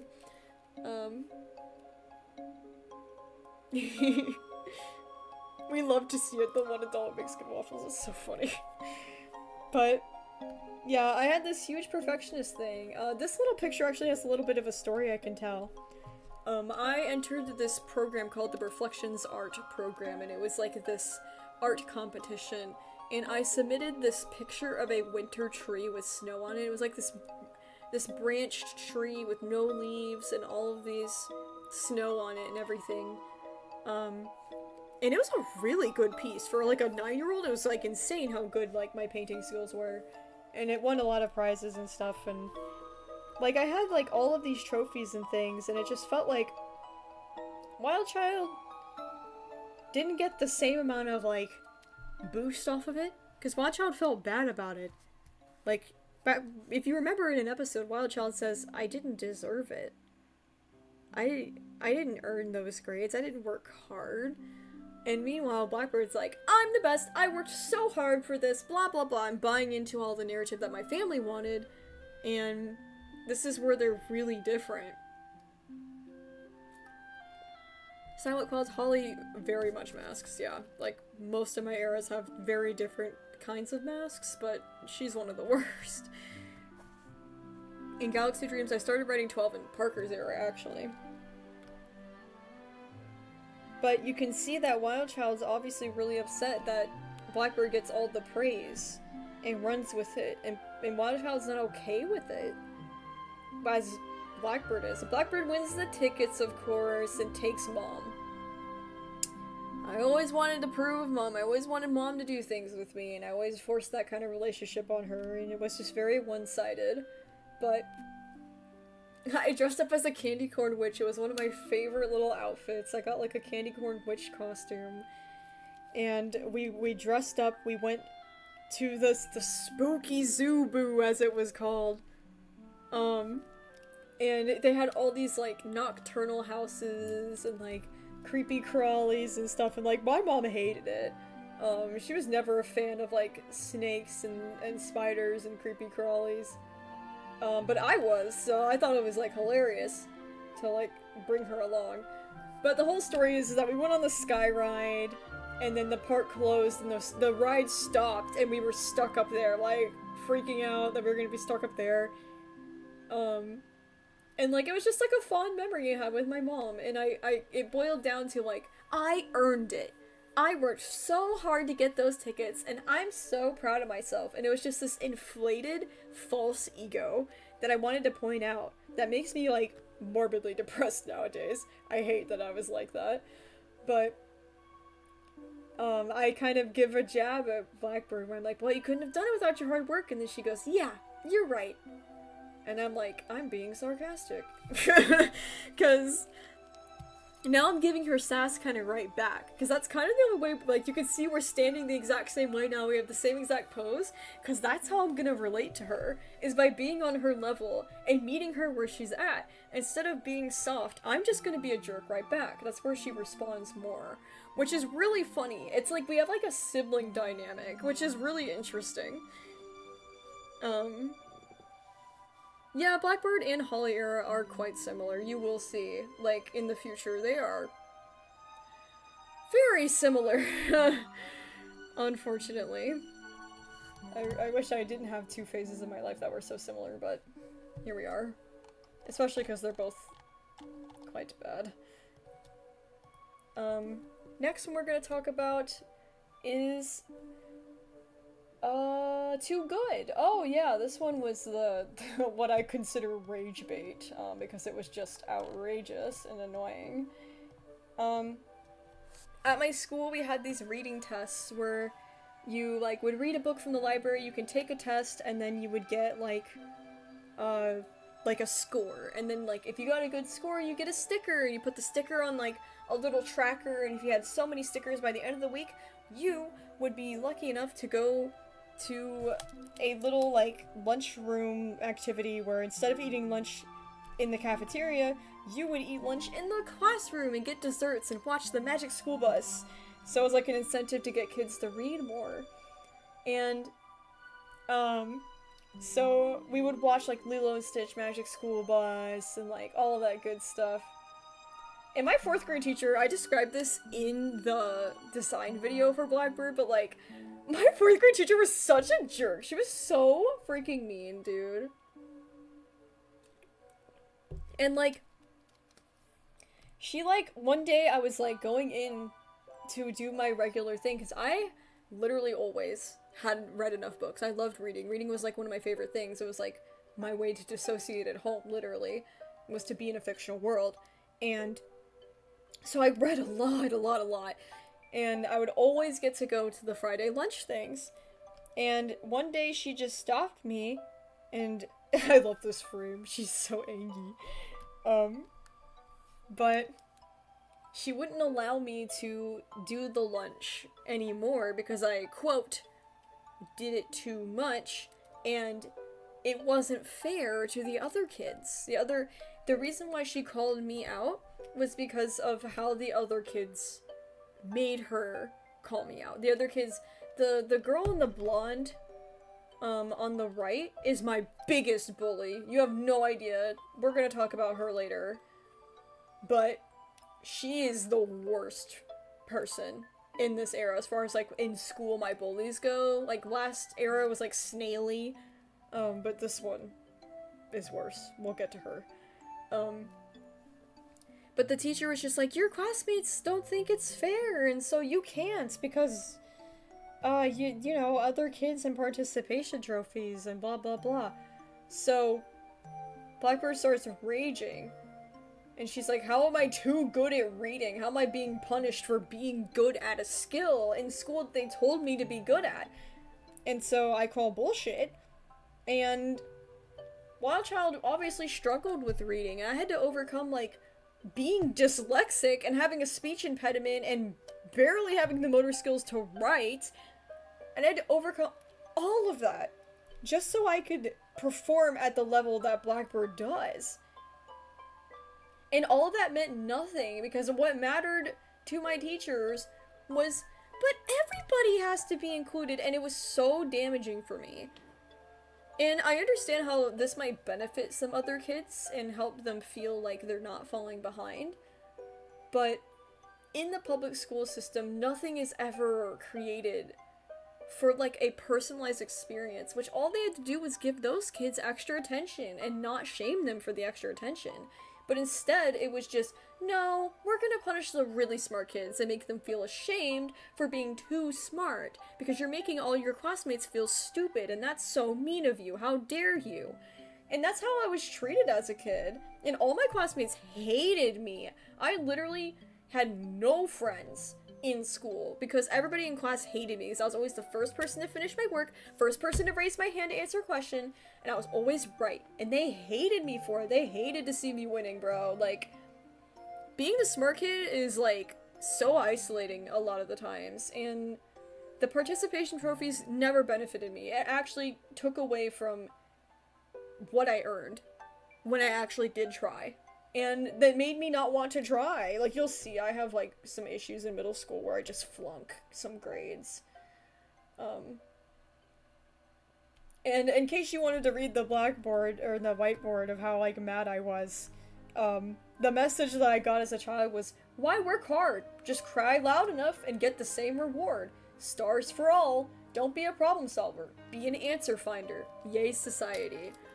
Because that's what they were being taught to do. All these kids were being taught was to cry to the teacher that they feel stupid because the other smart kids are too smart.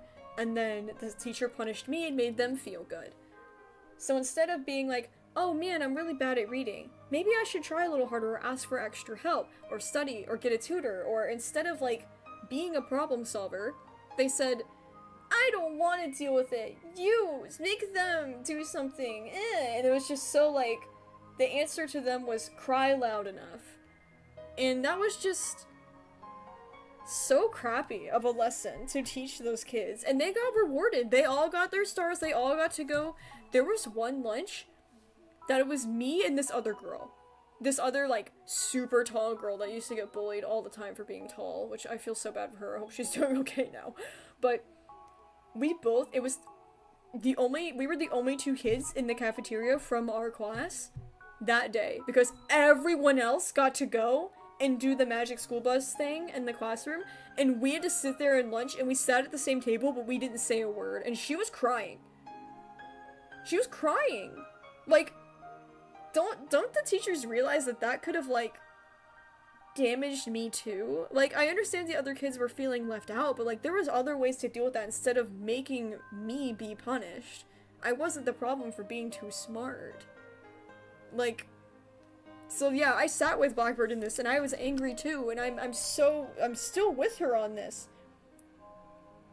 Like, I'm still with her in being angry. And all that anger and spite, I very hilariously, for a short period of time in my life, I wanted to be the president. And the fuel to my fire was this incident, was sitting at that lunch table alone with that other girl while she cried, and I was like, you know what? I am just gonna be the best. If I'm the president, I'm gonna be the absolute best. I'm gonna be the best ever. And I just went, like, so extreme on it. And, like, I was always fueled by spite. And I think it's really funny, because Persona Project is definitely fueled by a lot of spite. And it's like a silly, goofy amount of spite, but, like, sometimes I am genuinely pretty mad. And it is a cathartic way for me to cope with that frustration of the unfairness of the world and how I was treated. And I think it's a really interesting episode because it just kind of highlights the... I know there's some people who, like, benefit from the participation trophy aspect of school, but I think it's important to also include my side of the story of somebody who didn't benefit from it. So it's cool, and I hope you guys can see that perspective and understand why it was so frustrating for me to have finally tried my best at something and not be rewarded on the account of other people's feelings that had nothing to do with me and my performance. So, just another messed up school thing. You can tell by now I have issues with school. I didn't do well with being in school. But the last 3 episodes we're going to talk about are a little bit heavier and deeper. The next episode is Scooters. This episode was like the longest one. It was just a lot of narration. And it was honestly a very cinematic one for me. I really liked it. I thought it turned out good. And the writing was really my favorite part of this episode. Oh. Yeah, I can only imagine what homeschooling was like. Shout out to the homeschoolers out there. That must be really, really interesting perspective there. But yeah, this is about my never-ending life exchange. And you guys did notice I changed the designs for Haley and Robin a little bit. I'll pull up my concepts. Because the original design I had for Haley was not really looking like how I looked in that era. It was not very reflective of, like, how I look now. Like, here, I'll pull up the original Haley. So, like, you know, got very long hair, like, big open shirt, and it's just like, I'm trying to find, I don't know if I have it. Oh dear, what if I don't? Oh, I do, okay. The new design, it's just kind of like the same thing, but actually my haircut. My haircut was I had half my head shaved, not my whole all the way around like I do right now. So it was like half the head shaved, and then I wanted to give her her overalls back, because initially she had overalls, but I changed it in this design because I was like, oh, but Wild Child has overalls. I don't want them to both have overalls, which is so dumb. Who cares? They could both have overalls. What am I saying? So like, she's got her overalls back because I wore overalls a lot in that. And I also gave her the rain boots because I wore rain boots like a lot in that era, and I was like, man, I want to draw rain boots. I love rain boots. So that's about what I changed it from her design, was just making the hair match actually how my hairstyle was, and then giving her the clothes that I actually wore too, because I genuinely don't know what this is. And it's also giving her way too much of that, like, motherly complex that people seem to assume that Hawley era is gonna be like. She's not very motherly. She's actually the part in my life where I age regress, like, a lot. And I go back to being more childish, and I go back to being a lot more brash, like Blackbird, honestly. And, like, the long flowing hair and, like, everything just really wasn't fitting the personality at all. She's very, like, punk, man. She's very, like, you hear me in Brightside, I cursed up a freaking storm. Brightside is so Hawley era. Like, if you watch Brightside, you're looking at the essence of Hawley. Like, this style fits her a lot more. And then for, like, Robin's design, the only thing I really changed was, like, I simplified some things, and, like, I'm thinking about, towards the end of the Robin era, just giving Robin the jacket that I wear currently, because this is my current era. I thought that'd be really cool. And then, of course, I'm just developing, like, a better style as far as, like, cartoon, like, characteristics, and, like, the nose is just so cute, and I thought it fit really well for Robin's design. So, Parker and Robin both got the cute little triangle nose now. It reminds me of Snuff Kitten. It's really cute, and I think it adds just a tiny bit of detail, and it helps separate them all a little bit, and it's nice, and it connects Parker and Robin a little bit more, and I like that, because they have some foils, and I think that's cool.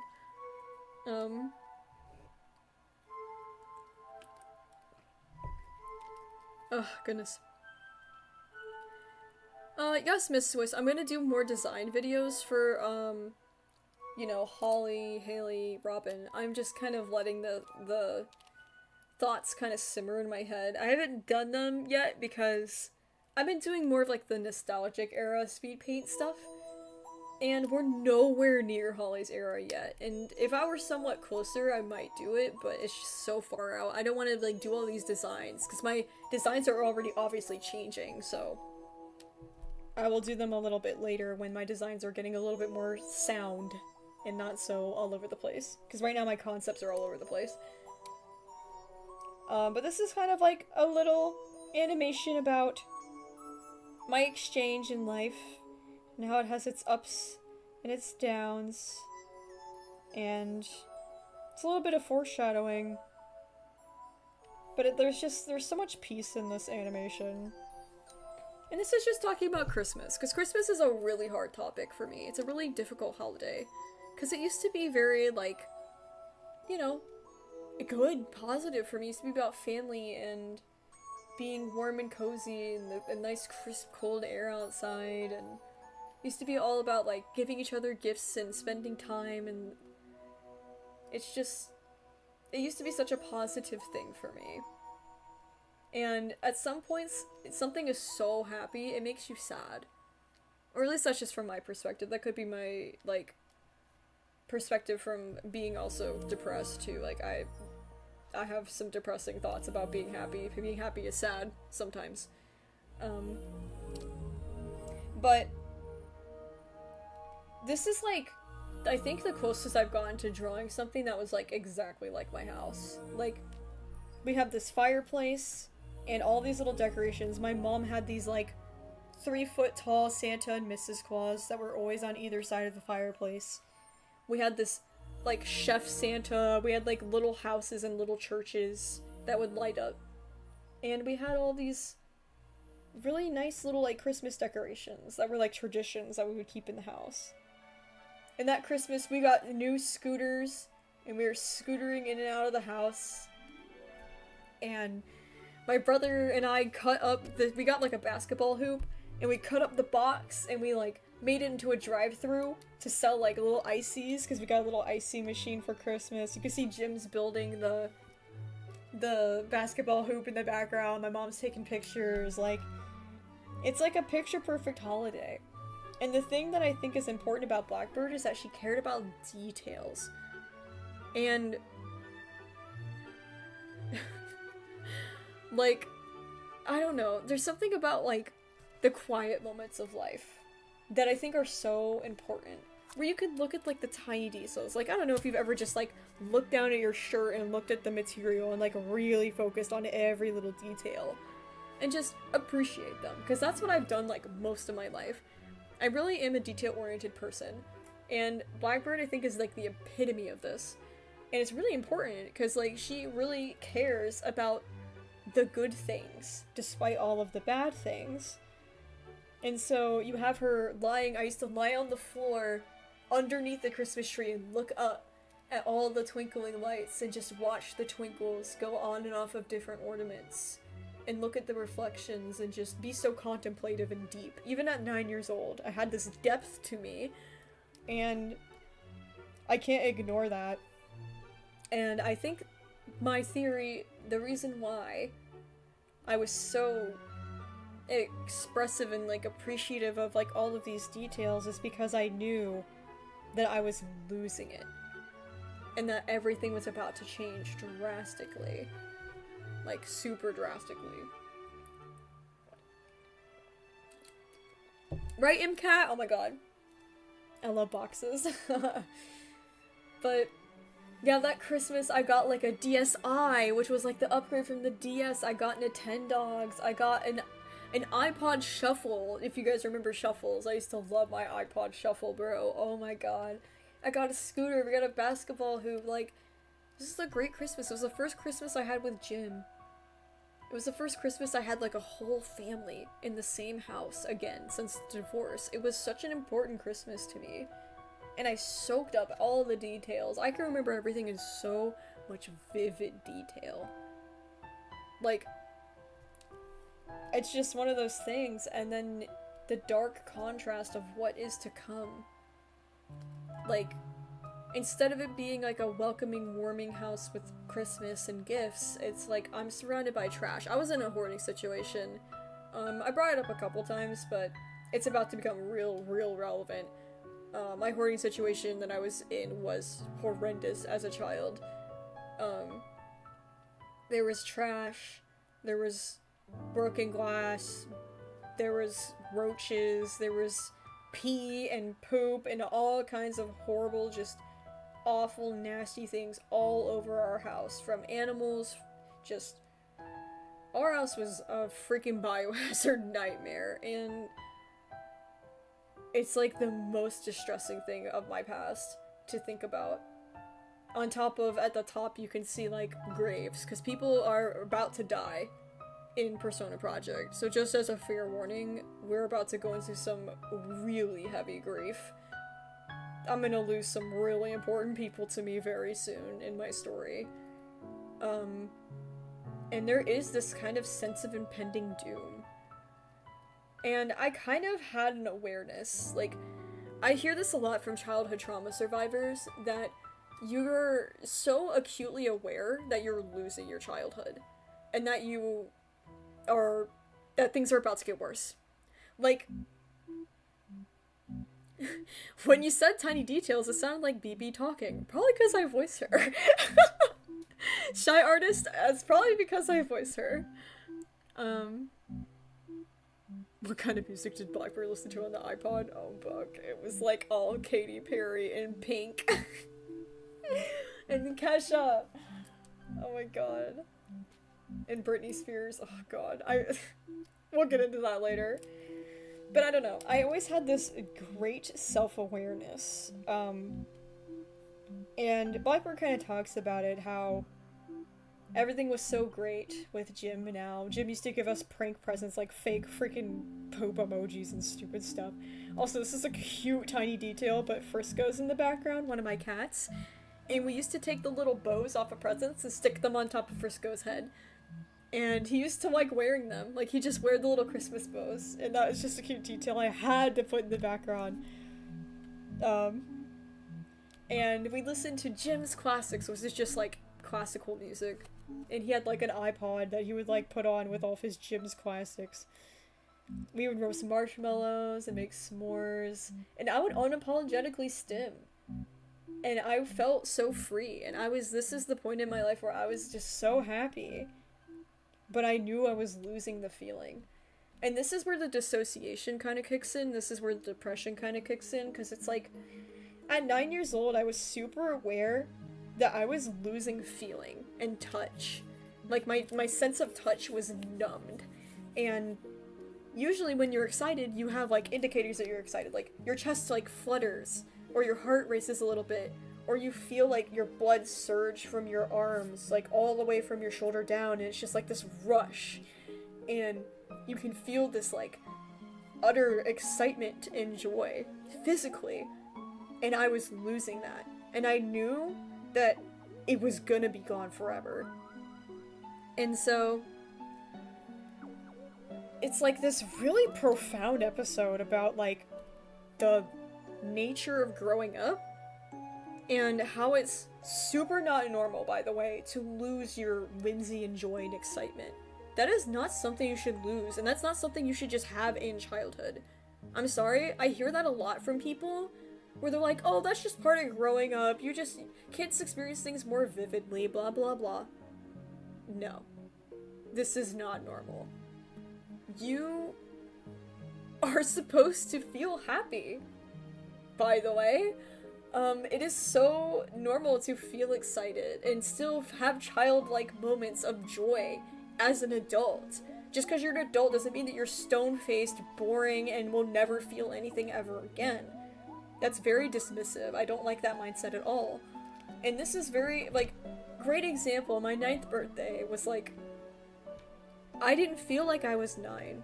I was already starting to dissociate and be so depressed, and I was just so out of it. I didn't feel excited about anything, and I didn't find joy in anything. And that is like the textbook definition of depression.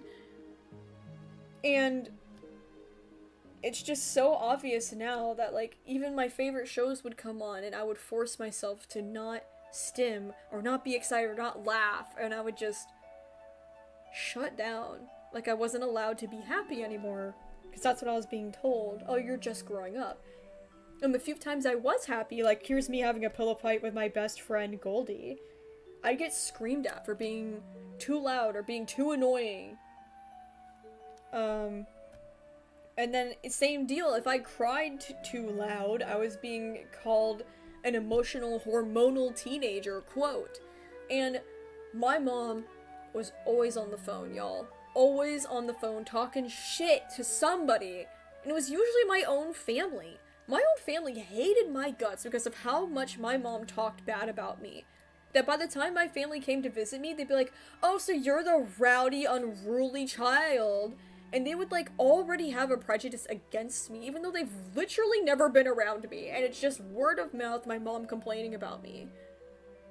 And she would take anything as, like, a personal attack. Like, if I'm crying because I'm emotionally dysregulated, and I'm in my own room, by the way, trying to cry my emotions out because it's normal to cry, she would shame me for it through my half-open door because I wasn't allowed to have privacy as a kid. I had a half door for, like, most of my life. I was always being watched, and I was never allowed to just have a space where I was in private. That is so not okay. Like, that is so disturbing. That's probably the most disturbing part of my childhood, is looking back and knowing I was never allowed to lock my door, no matter what strangers were in the house. If I was getting dressed, everybody could see it. If I was crying, everybody could hear it and complain about it and direct it through my door when they're on the phone. Like, fucks the hell up that I had a half door my whole life. Good lord, it makes me so upset. So, it's just Blackbird realizing that she's dissociative and she's depressed. And that she doesn't want to be. She wants to cherish the good things. She wants to feel good. I still am trying to chase that excitement and joy. And this is why she explains people perceive her as a brat. Everybody calls her a brat, everybody calls her selfish, everybody calls her all these negative things. She's a hormone teenager, she's all of these horrible things. But in reality, she's not being appreciative and she's not being full of gratitude. And she's taking all these quiet moments and joy because that's the only way I was fucking allowed to express myself, was in the most quiet way. Because if I expressed things too loudly, I was punished. And so it was just this very quiet death of my whimsy. It was the quiet disappearance of my excitement and my joy. And she was present the entire time. She watched all of it die. And she's the strongest one because of that. Like, I can't imagine having been so close to that feeling. Like, I have not felt excited in, like, probably 10 years. Like, I don't remember what it feels like. And when I do, I cry. I immediately start crying. If I get, like, even a little flutter, I start bawling. Because I'm so happy that I felt it. It is so hard to get those emotions back when there are so many layers of trauma and harm and things to undo. It's, like, unreachable for me. Even today, I'm hoping by the end of Persona Project, I can touch it again and I can feel that whimsy once more. As of right now, I can't. But I also just can't imagine the feeling of losing it all over again. Because she lost it. And a lot of you did point this out, where she said that she knows she'll never feel it again if she doesn't soak it up and enjoy every moment right now. And she looks at a gift from Jim, because we all know Jim's gonna pass away. And it's just, this was a hard episode, but it was the first episode I opened up my arms and she let me hug her. Because this is kind of one of the only things that we both still struggle with today. Because I don't have a lot of Blackbird's issues anymore, but this is still something that we connect on.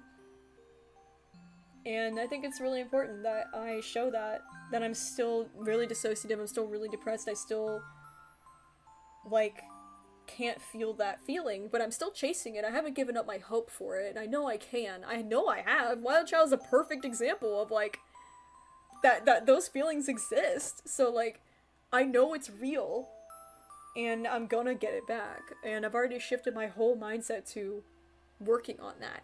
So, that's that whole episode. It's very deep.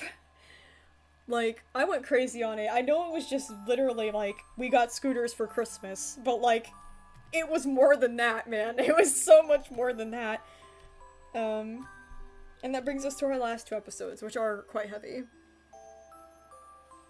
Oh, it's Sunny Daydreams, you found it! That's so hopeful. Thank you for sharing. I'm so glad that you have it back. Oh, man. I don't like hugs, so let's just high five, guys. Okay, imaginary step 5 for me.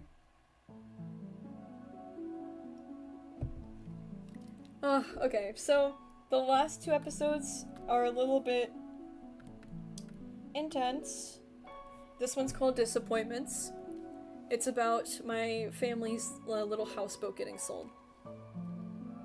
And I had a great fear with this episode. I thought people were going to perceive this episode as, like, some bratty-ass white girl complaining about her yacht getting taken away. Like, I was so convinced that people were going to think I was the worst person on planet Earth. But, like, it's so much more nuanced than that, and I know most people know that. But it's just, it's one of those things where I wasn't truly aware of, like, how strange our financial imbalance really was. Because, yeah, we had, like, a houseboat, for fuck's sake, good lord! But, like, we also didn't have food. So it was, like, so extreme on both ends. And my grandparents were the ones that were, like, they were millionaires long before, like, the family murder happened. And the family murder, like, drained all their resources. So by the time I was growing up, all those resources were dwindling. And instead of having a polite conversation about it and saying, hey, Hawley, we can't afford the boat anymore, so we're gonna take it out one last time, and we're gonna enjoy it one more time, and we're gonna sell it. So we have money to do other things, like go to the movies and do all these other fun things instead. Having a conversation like that would have completely changed this entire thing for me.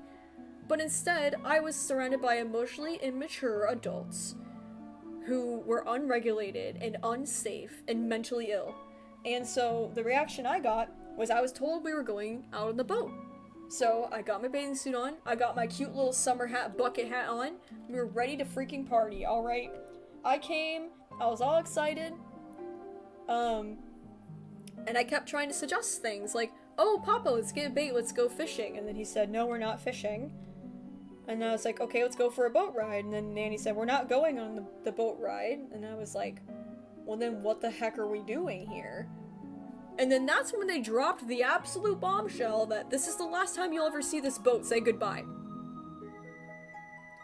And I was not supposed to cry, or be upset, or have a slew of, like, intense emotions all of a sudden because this was just really sudden. It felt like such a weird, convoluted ploy. Like, yeah, let's take you to the boat, not tell you we're taking it from you. Let you touch it, and then say, ah, yeah, never mind, we're selling it, say goodbye. Like, whoa, dude, that was just, like, so sudden. And so, like, Blackbird starts freaking out, and, like, begging for them to keep the boat. And I think the most telling detail of this entire meltdown is why does it have to move? It's always been here. We should keep it here. Which is 100% just my autism, dude. I can't deal with change at all. Even if it is, yeah, we're moving the boat to be in your dad's backyard, it's still moving. And it's scary. And it's not what it used to be. And nobody explained that transition. Nobody explained or calmed me down in any kind of way. Instead, they screamed at me to shut up. And like, the reaction that Blackbird has is also just an perfect example of an abuse survivor, because the first thing somebody yells at me and I go like this? That's not normal, dude. When somebody yells, my first reaction is, like, putting my hands up. And, like, that is not normal. People, like, will yell in, like, a parking lot or something, and my first reaction is this. Like, I'm ready to, like, fight back. And it's like, dude, that is so not normal. And, like, instead, I got screamed at and shamed for being a brat. Because apparently I was being a brat for crying over something that I loved being taken from me very suddenly. As an autistic person. And I remember holding on to this boat's, like, little, like, rail, and my grandma yanking me, and I was literally physically holding on for dear life to this boat. And, like, she pulled me away. And I was like, this isn't fair. I was so excited about today, and you've disappointed me. And then that's when my grandma drops the worst line in human history. Which is, life is full of disappointments. Get used to it. It's like the worst mindset in the whole wide world. It's like worse than the glass half empty. The glass is empty. The glass is shattered. The glass is gone. Like, I don't even know how more negative this could be. This is like the most extreme negativity I've ever seen in my life. Life is full of disappointments. Like, it makes you almost feel bad for her. Like, can you imagine living like that? Can you imagine believing that? Good lord, like, these people were so mentally ill, it should really be a testament to how sick these people were. And so, it was this really, like, awful lesson that I quite literally ripped Blackbird away from her. And I try to say, you know that's not true, Blackbird. You know that's not true. But unfortunately, I can't reach her. She feels that it is true. She internalizes a lot of negative core beliefs. So unfortunately, Blackbird is going to walk the rest of this era believing that life is full of disappointments. It's gonna come up a lot. When something bad happens, she's gonna go, "You're right, Nanny. Life is full of disappointments." And it's horrible that I walked around with that kind of esteem. That was instilled in me. Like, shame on those adults. Shame on them, dude. I don't have that mindset anymore, obviously. For me, the mindset has changed entirely. Life is full of excitement. Life is full of joy. Life is full of sunshine and rain. And life is full. Life has disappointments, but it's so full of everything else, too. And, like, I love being in the moral gray zone. Like, it took me my whole life to view things as gray. I have black and white thinking, like, no tomorrow because of my past. But man, is it nice to know that life is not full of disappointments. If that's all you're seeing in life, that's pretty miserable. And I feel bad for the people that raised me. They must have been in a really bad state of mind to believe that. You know? The empathy in me will probably be the death of me. I shouldn't be empathizing with people that are so horrible, but at the end of the day, they are humans too, and I at least see them at a human level and do feel sorry for them, that that's how they lived their life. And oh my gosh, the last episode is breaking my computer. Good Lord have mercy. As we load the last episode and pray that it doesn't crash everything, I do have to warn you, this episode does contain a very strong word that I would like to not see in the chat. This is the R slur. We're not gonna bring it up, we're not gonna say it, we're not even gonna say the word R slur. Please, don't bring it up. I know that it's a part of this episode, but it is not appropriate for you to say. The only reason why it is in the episode is in the context of telling a autobiography, and it is a true story. I would never say it in any other context, and you should not either. At all. So, just so you're aware, there's some very hateful language, and this is a very strongly emotional episode. Yes, thank you, Tyler. Tyler's on, you guys! Tyler's moderating. So, this episode is called Hate. And basically, I got really mad, and I had a really hard time emotionally regulating. And there's a couple things that are gonna pop up in this episode that you'll see.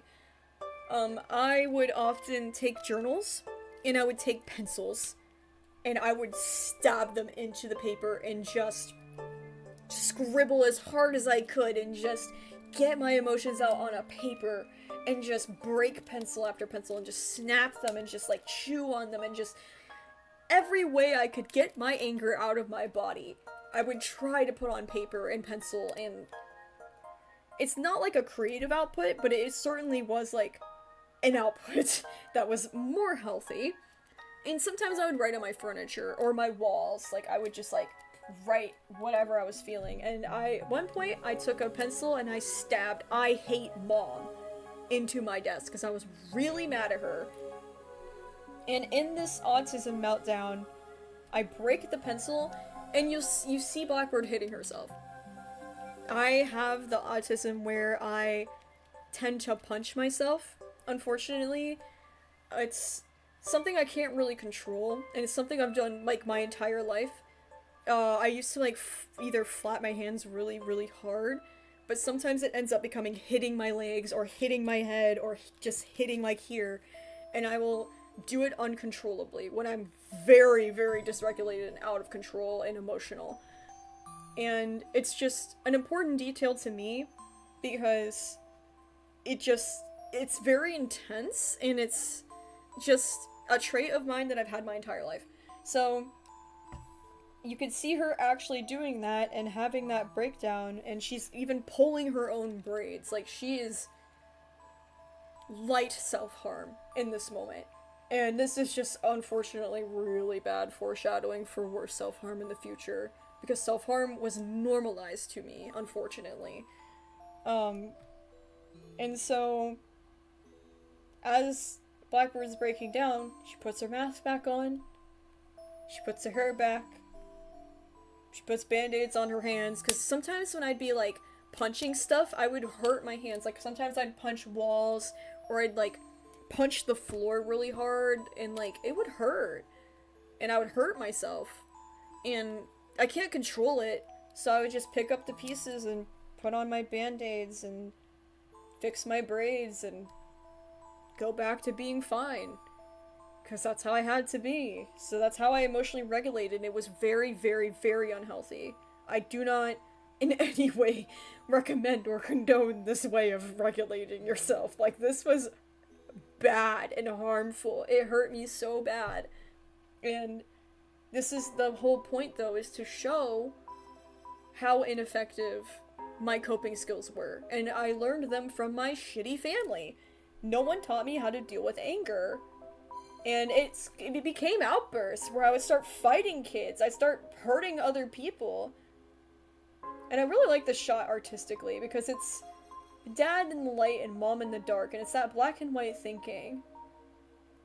And it was tearing me apart. And so one day my mom found out that I wrote "I hate mom" on my desk. And I just told her, oh, I was mad, whatever, who cares? And she got really mad. She got up in my face and said, "You don't hate anyone. Hate is a strong word." And to that's when all the other eras show up. This is like the first time all of the eras have shown up in, like, Persona Project, outside of, like, the meeting. So this is obviously something we feel really strong about. And everybody says, no, we definitely hate you. Because she said you don't hate anyone. And I was so certain, oh, I hate her. And I do. Like, no, man. I stand with, like, all 5 other eras. Blackbird is the only outlier. Like, I hate my mom. And I think I'm entitled to hate my mom, bro. And I don't hate anybody. She's right about that. But man, I hate her. Like, I don't hate people without reason, man. Like, so Blackbird's all defensive, saying, what's wrong with you guys? Mom does everything for us. She takes care of us. She works so hard for us to be happy. Why are you being so ungrateful? She's saying the exact verbiage that my mom uses on me. The guilt-tripping tactics. She is verbatim spitting up the same garbage that is thrown at her on a daily basis. Makes so much sense. Like, it makes so much sense. And so, while she's yelling at Wildchild, Parker steps in and protects Wildchild. But, like, even Parker can't keep it together. Because Parker doesn't want to hate his mom. Parker is the era after Blackbird. So they're really close. And so, like, just a few years ago, Parker was best friends with his mom, and now he has to say that he hates her. Like, something had to have happened. And it breaks him the worst to have to say it. And have to protect Wildchild. Like, he's the one that's the most messed up about it. And Haley is not. Haley is the one that is the fighter, dude. Haley, oh my god.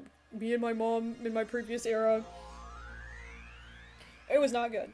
But you can see Blackbird feeling a little insecure about this, as everybody kind of gangs up on her. But she just doubles down instead. Because that's what my parents do. Instead of taking accountability, they double down. And this episode reflects everything that my parents did to me.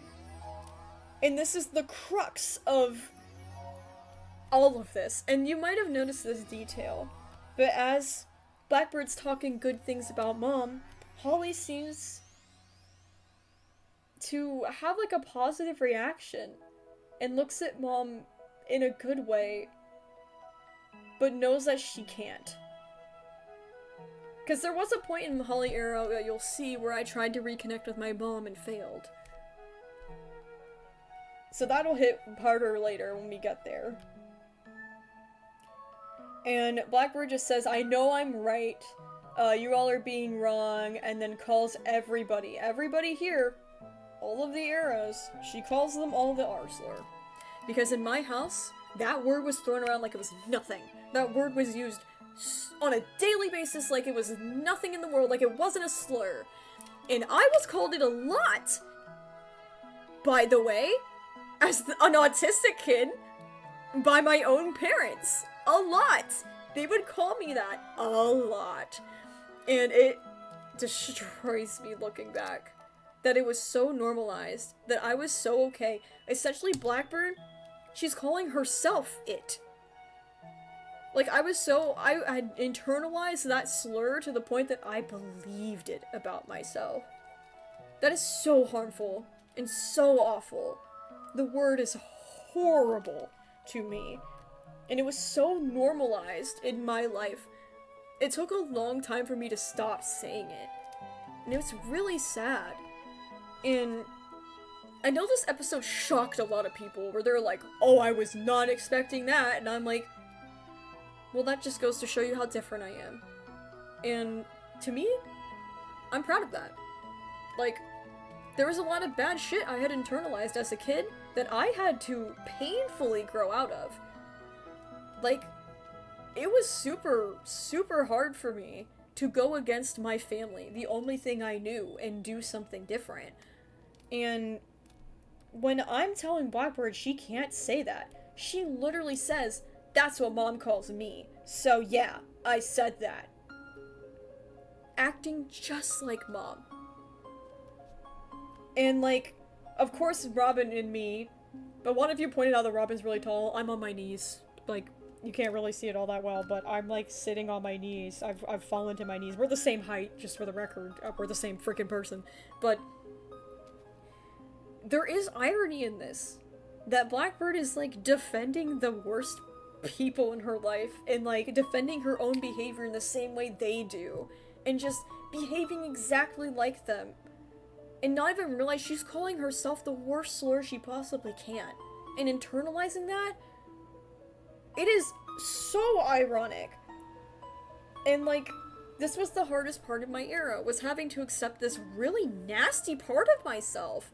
I was a nasty little girl. Like, I would run around saying that slur like it was nothing. And I was so hateful and mean, and I was so judgmental, and I was just so awful because of the people that raised me, and I just wanted to be just like them, and I idolized them so much, and I'd do anything for their attention, to the point that I would do that to myself. Like, this whole episode, the whole theme is self-harm. Like, this is a whole other layer of self-harm. You can self-harm mentally. This is definitely a mental, like, self-harm. And it was just really hard, but nevertheless, I still stand by Blackbird. I still put my hand on her shoulder and said, we have to listen to her. She is terribly misguided. We know that. But the only reason why I know that I was terribly misguided is because I got out of it. If I never got out of that family system, I would never have seen what I was in. If that's all you know, that's all you know. And because I got out of it, it's so obvious now, and everybody else is just so flabbergasted, where they're like, why is Blackbird acting this way? And it's like, well, you're not Blackbird. That's why you don't understand. Like, it's like, if you've ever looked back on something in your life that you deeply regret, and you're like, why did I do that? Why did I do that? But it's like, you have to look at it like, how could I have known? And like, Blackbird still deserves love, and she deserves to be listened to, even though it's the hardest thing we're ever gonna have to listen to, is to hear her say horrible shit like that. It is still her story, and she's entitled to say it, as awful as it is. And that's kind of the hardest part, is showing up for the worst part of myself. The part of myself that was, like, evil. And Blackbird's not proud of it, and she runs to me and hides. Because she knows that I'll protect her when nobody else will. And that's like the whole beautiful part of this whole year 9, is that she started out as, don't baby me. And get away from me, and I hate you. You don't know everything, you're just a stupid adult.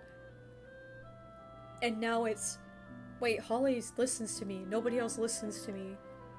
And now my adult self has become a huge comfort for my very broken inner preteen. And the whole point is to show that her wings are broken, and to remind her why. And why is that? My alcoholic dad, my abusive mom, my mentally ill grandparents, my aunt who is a murderer, the bullies in my life, the predators in my life.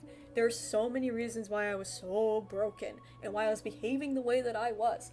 And I'm not trying to make excuses for the worst, absolute nastiest part of my life. But again, I was 9 years old. And it's like, goddamn, none of it was my fault. I was internalizing and behaving in the way that my family expected me to perform. And that was survival.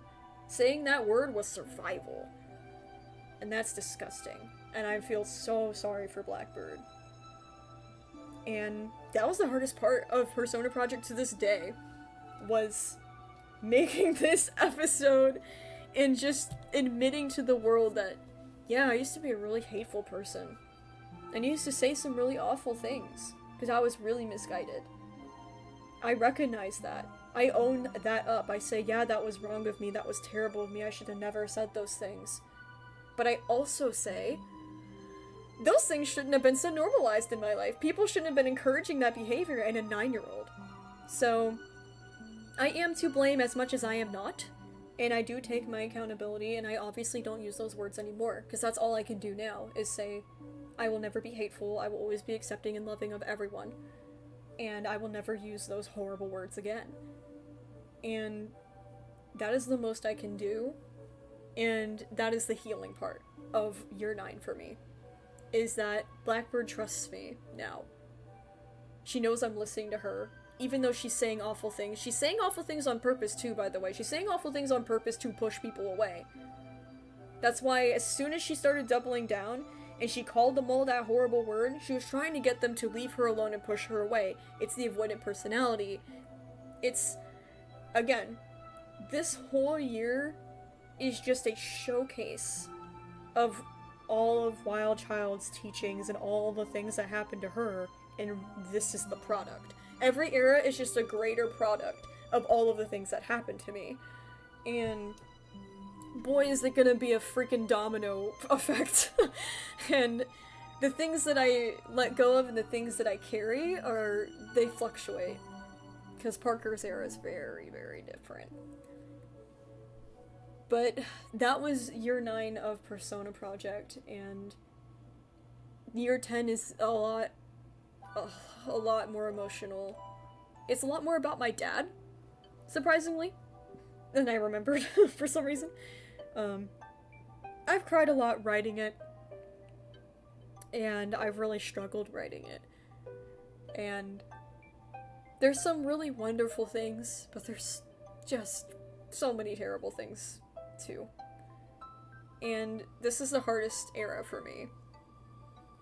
So I appreciate everybody being patient and being respectful, because it's not easy to show your ugliest side to the world and just not be anxious all the time about what do people think about me, what do people think about me, do people think I'm evil, do people think I'm hateful, do people still think I'm like that. Like, the OCD does eat me up, but it's so necessary. I have to own that part of myself. I have to say, yeah, that sucks that I was like that, but again, I'm not like that anymore. And that just shows that I've grown, and I appreciate everybody allowing me the room to grow and allow me to be who I am today.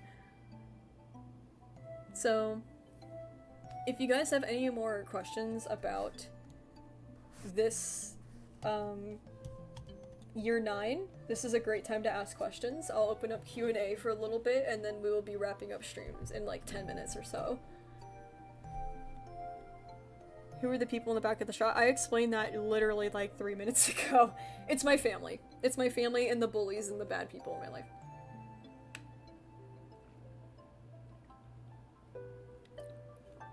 Oh, goodness. Been yapping for 4 hours. Ugh. I'm gonna need to rest my voice.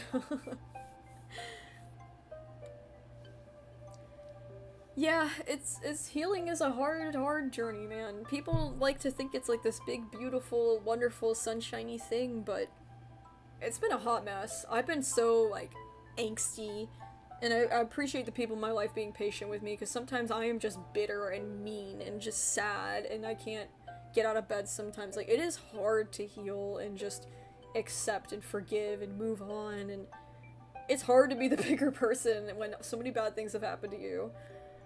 But I am. The bullies look different. Which one's Snaily? Neurogirl, Snaily's actually not in this anymore. Snaily was like, she like moved schools. So like, none of them are actually Snaily. These are all new people. Snaily does not come back after like 4th grade. Thank God. I don't know where she went, but bye! I am Rabbit 6. It is definitely okay to relate if you have DID. A lot of people, a lot of systems do find themselves relating to this project, and my therapist has told me that I don't have DID, but I do have DID traits. So while I don't have, like, a personality, like, a whole disorder on having an associative identity, I do have some traits in the way that I am coping with my trauma that is very reminiscent, and I do have AVPD, which is a dissociative disorder. So DID is dissociative and AVPD is dissociative, so that's why some things rhyme, and you are totally allowed to relate. Like, it makes a lot of sense. We're very similar. It's not the same, but there are some overlap. Which era is the nicest? As in, like, most pleasant experience-wise, or just, like, in general, like, my behavior? Because, like, Wild Child was the best of my life. Wild Child was the best. As far as, like, the nicest person, maybe Parker. Parker's a big sweetheart. Parker's so soft. Oh, general compliment. Thank you, the girly the girly M gazing. I'm sorry, I'm really dyslexic and I can't read your username. I apologize, but thank you. Ken for game. We are gonna get more in-depth episodes about the friends of Blackbird. Yes, it will come up. Don't worry. The reason why it's taken a back burner is because we were really just kind of focusing on, like, the big crucial things. To kind of set the premise for Blackbird's arc, because she's gonna have 5 seasons worth of episodes, so I really wanted the first season to really properly set the stage for everything else that's to come. So, we'll get some more in-depth episodes, don't worry. Are you okay with fan art of the entities?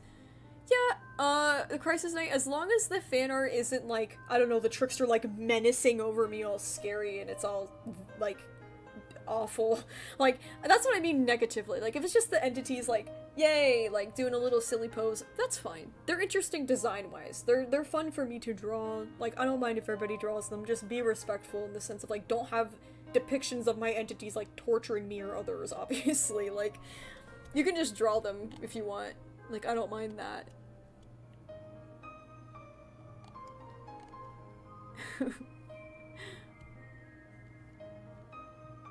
Oh, goodness. What's the most difficult story I had to tell in this one?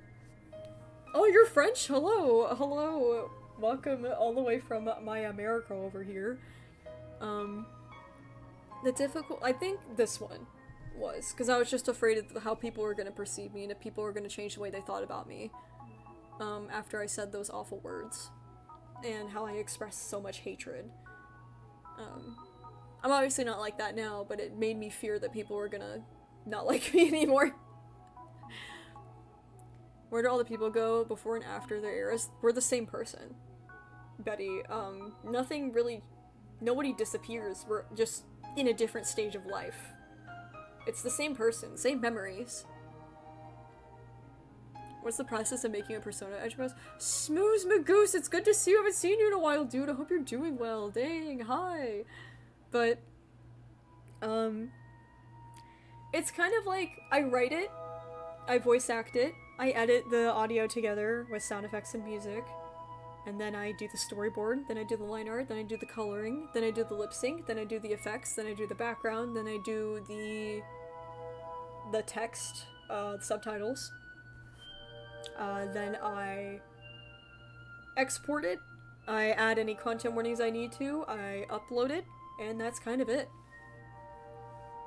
It's a long process. What was my dad and Jim's relationship like? They didn't really interact that much. They called a couple times. I won't get into it now. I think I'll just answer it later, because it'll show up. Like, there's a very significant conversation they have that I will put in Persona. What operating system did my first PC have? It was a Windows. It was an old Windows. What will you do once all your eras end? I'm so glad you asked! I'm gonna tell so many wonderful stories. I have so many fun stories, like Mouse Tales, which is about Peeves and all of his friends. I have Wander, which is gonna be about magical gay wizards. And then I have an animated, like, really calming series called Toka, which is just gonna be about, like, a little forest guardian.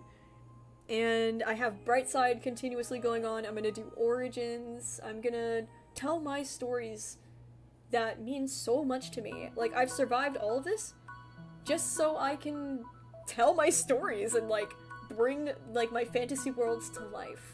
So that's what's gonna happen next, is, like, we're gonna actually tell, like, all of these amazing stories, and I'm really excited.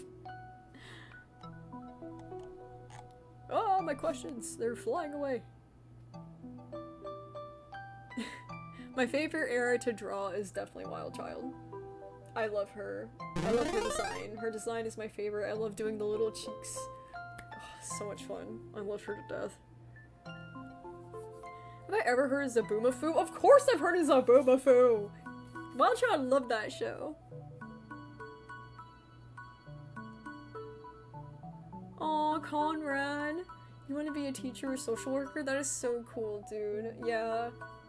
Please do. Look out for kids like Wild Child and Blackbird for me. It might not be totally obvious, but there are signs. There was definitely signs for me that I showed that I can't believe no adult picked up on, that's for sure.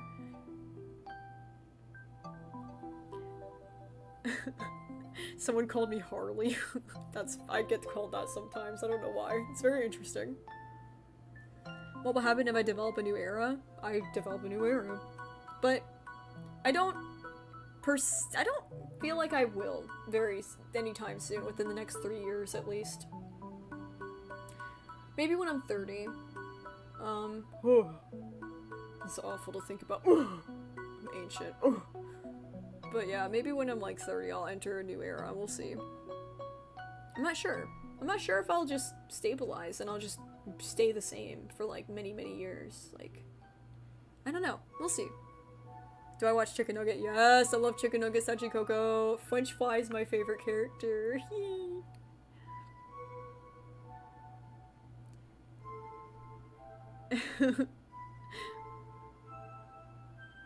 Tipaquip, the reason why Blackbird works extra hard but also effortlessly is because my needs are really different in school. I was gifted in some aspects, like, I was absolutely, like, flawless when it came to, like, most topics, but I really struggled with writing and reading.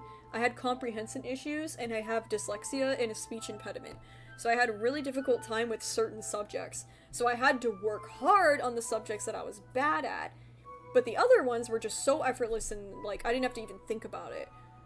So it's like a very, like, that's the whole thing with special ed and gifted, is that usually they are, like, profoundly good in, like, certain areas, but then they are, like, really lacking in others. And they need special attention to kind of balance out their education, and I didn't have that. So that's why it feels so, like, back and forth, because that's how it felt to me.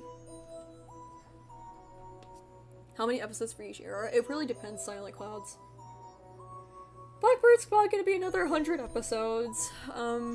I think each of them are about 20 episodes long each year, so next year has 18 episodes for sure, and the one after that has 20, so they're averaging about 20 episodes for each one in Blackbird's era, at least. I'm not sure. The Parker's era is only going to be 4 years long, so it'll probably be a lot of episodes per year because of that. He's one of the high school, you know, it's gonna have so many stories in it, so scared of being 30. I know, Tyler, I know. Look, I'm not scared of being 30, it's just, like, wild that I'm almost there. Like, feels like I was just Wild Child yesterday.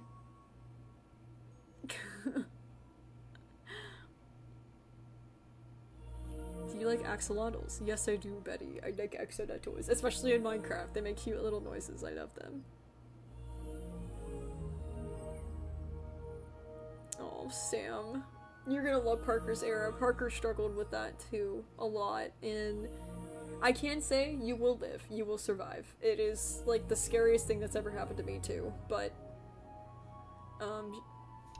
you can choose like basically when you're ready for that. Like, it doesn't have to be like at the time everybody expects it to. Like, I don't think I fully matured until I was 25, genuinely. Like, I like went through a period where I age regressed at like 21, like 21, 23, like that whole like 21 to 23 was like my huge age regression, and like I don't feel like super ashamed about it. I just feel like awkward about it because it's just like I went through so much trauma that I couldn't let go of my childhood because I never got a childhood, and it's like it's such a complex thing, but I can safely say that like I think the maturity kind of hit when I was 25. I think I finally was like coming into myself and being okay with being like an adult and growing into being like a safe adult for my inner children and needing to be that adult for myself. And I think it just happens differently for everybody. Like, I don't think it's like fair that like, oh, everybody deems you like, oh, at 21 you're like ready to go, or at 18 you're ready to go, and it's like, no, everybody's different. Everybody processes things differently, so like don't feel expected like you have to do that. It is on your terms, man. Like, maturing is like hard. Like, it does not happen like smoothly, gracefully, peacefully overnight, bro. Like, it's literally, yeah, like it's, I personally don't think I'm ever gonna be like super boring adult ever. Like, I'm so child. Look at my room, bro. I'm like surrounded by stuffed animals and toys, and I'm like 27 and I'm like the happiest I've ever been because I've just let go of the fear of like everybody's gonna think I'm weird. And I'm like, it's not weird. First of all, I didn't have a childhood. Second of all, who cares? Like, I'm not hurting anybody. I sleep with a stuffed animal at night. Like what's the problem? Like it's the same mindset that like cringe is dead. Like, look at it like that, where it's just like who cares what other people think? Like, love what you want to love. Who cares if the people think it's childish? Like, literally, so many people love Bluey. Like, Bluey's been like a really cool show for me to like, I don't watch, but as an outsider, see how other people react. I hope Parker knows that soon he'll change the world by being a part of Persona Project. I know that he never got to. Aww. I'm gonna cry. Well, thank you, that was so sweet. Oh my god, I told myself I wasn't gonna cry. Holding it together. Holding it together, okay. But yeah, like I was saying, Bluey's like, has such a big fan base, and it's such a like, it was like a show made for children, but like adults primarily love it, and I think that that's awesome that it could be like a shared media. Because that means that, like, parents can watch it with their kids and, like, and equally enjoy it. Like, that's such a special thing, and we need more shows like that. Like, we need more media like that. Which is just so cool, like... Oh, man. Yeah, exactly, I am Rabbit. No, literally, my inner child will always be there. I'm always looking at things from my inner child's perspective. Because it's just a beautiful one. Like, what is the point of growing up? Growing up is genuinely traumatic. Like, why would you, like, kill your inner child? Like, I want to be an adult because I want to, like, eat ice cream at 4 a.m. and never sleep and play Minecraft all day. Like, yeah, who wouldn't want to do that? But, like, I don't know. It's just, like, being an adult is just letting yourself be a kid with money and no rules. Legit. Like, there's so much of my inner child where I'm like, we get to do this today. Oh my gosh. Like, I have little dinosaurs in my bathtub where I like sit there in my bathtub and I'm like, I'm gonna play with my dinosaurs. Hee haha. And it's just like, I get to be so silly. And I'm like, you know what? We're gonna have ice cream before dinner. Who cares? Who's gonna tell me no? Me? And it's just so healing for my inner child to just be like, we get to do whatever we want. That's where I got in my, like, maturing. Was that I was like, well, I'm not being like the adults in my life, because that's what I was scared of. I didn't want to be like the other adults in my life. I was like, you know what? I just want to be an adult for myself. Like, I want to be like the adult my inner child needs. Who is an adult who says, frick the frickin' rules. Let's have fun. Let's goof off. And like, I just think that that was the most healing thing for me growing up. Oh! My Tamagotchi needs me! Hold on, guys. I have a Tamagotchi right now. His name is Tango. And he's angry at me. He's doing the no talk me angry right now. I don't know why he's doing that. Oh gosh, he's really mad. He's really mad! Oh my god! Tango! As I'm saying, an adult, I went out and bought a Tamagotchi with my adult money, and I am taking care of my little Tamagotchi now. Because I'm an adult! And, like, that's just, like, the fun part, man. Like, there are fun parts of being an adult. I don't know why adults are always like, you gotta grow up, and you gotta pay bills, and you gotta... And I'm like...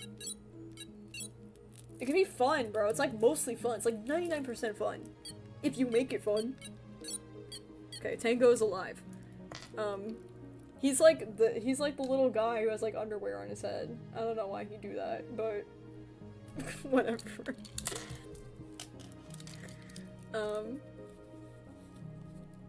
But yeah. Anyways, spiel over.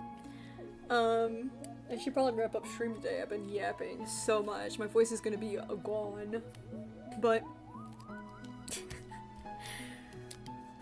year 9 was such a doozy, man. I have so many thoughts about it. I'm happy I got to get off of my chest and talk to you guys about it. And thank you guys so much for all the support. Holy cow, I really appreciate it. And I'm excited to see what comes. We have more of year 10 coming out this week. I'm hoping by the end of next month we'll be done with year 10. If I stay on track, I should be able to finish it on time. My goal was to finish Blackbird's era by the end of this year, but that's probably not realistic, but we'll see. We might be able to do it.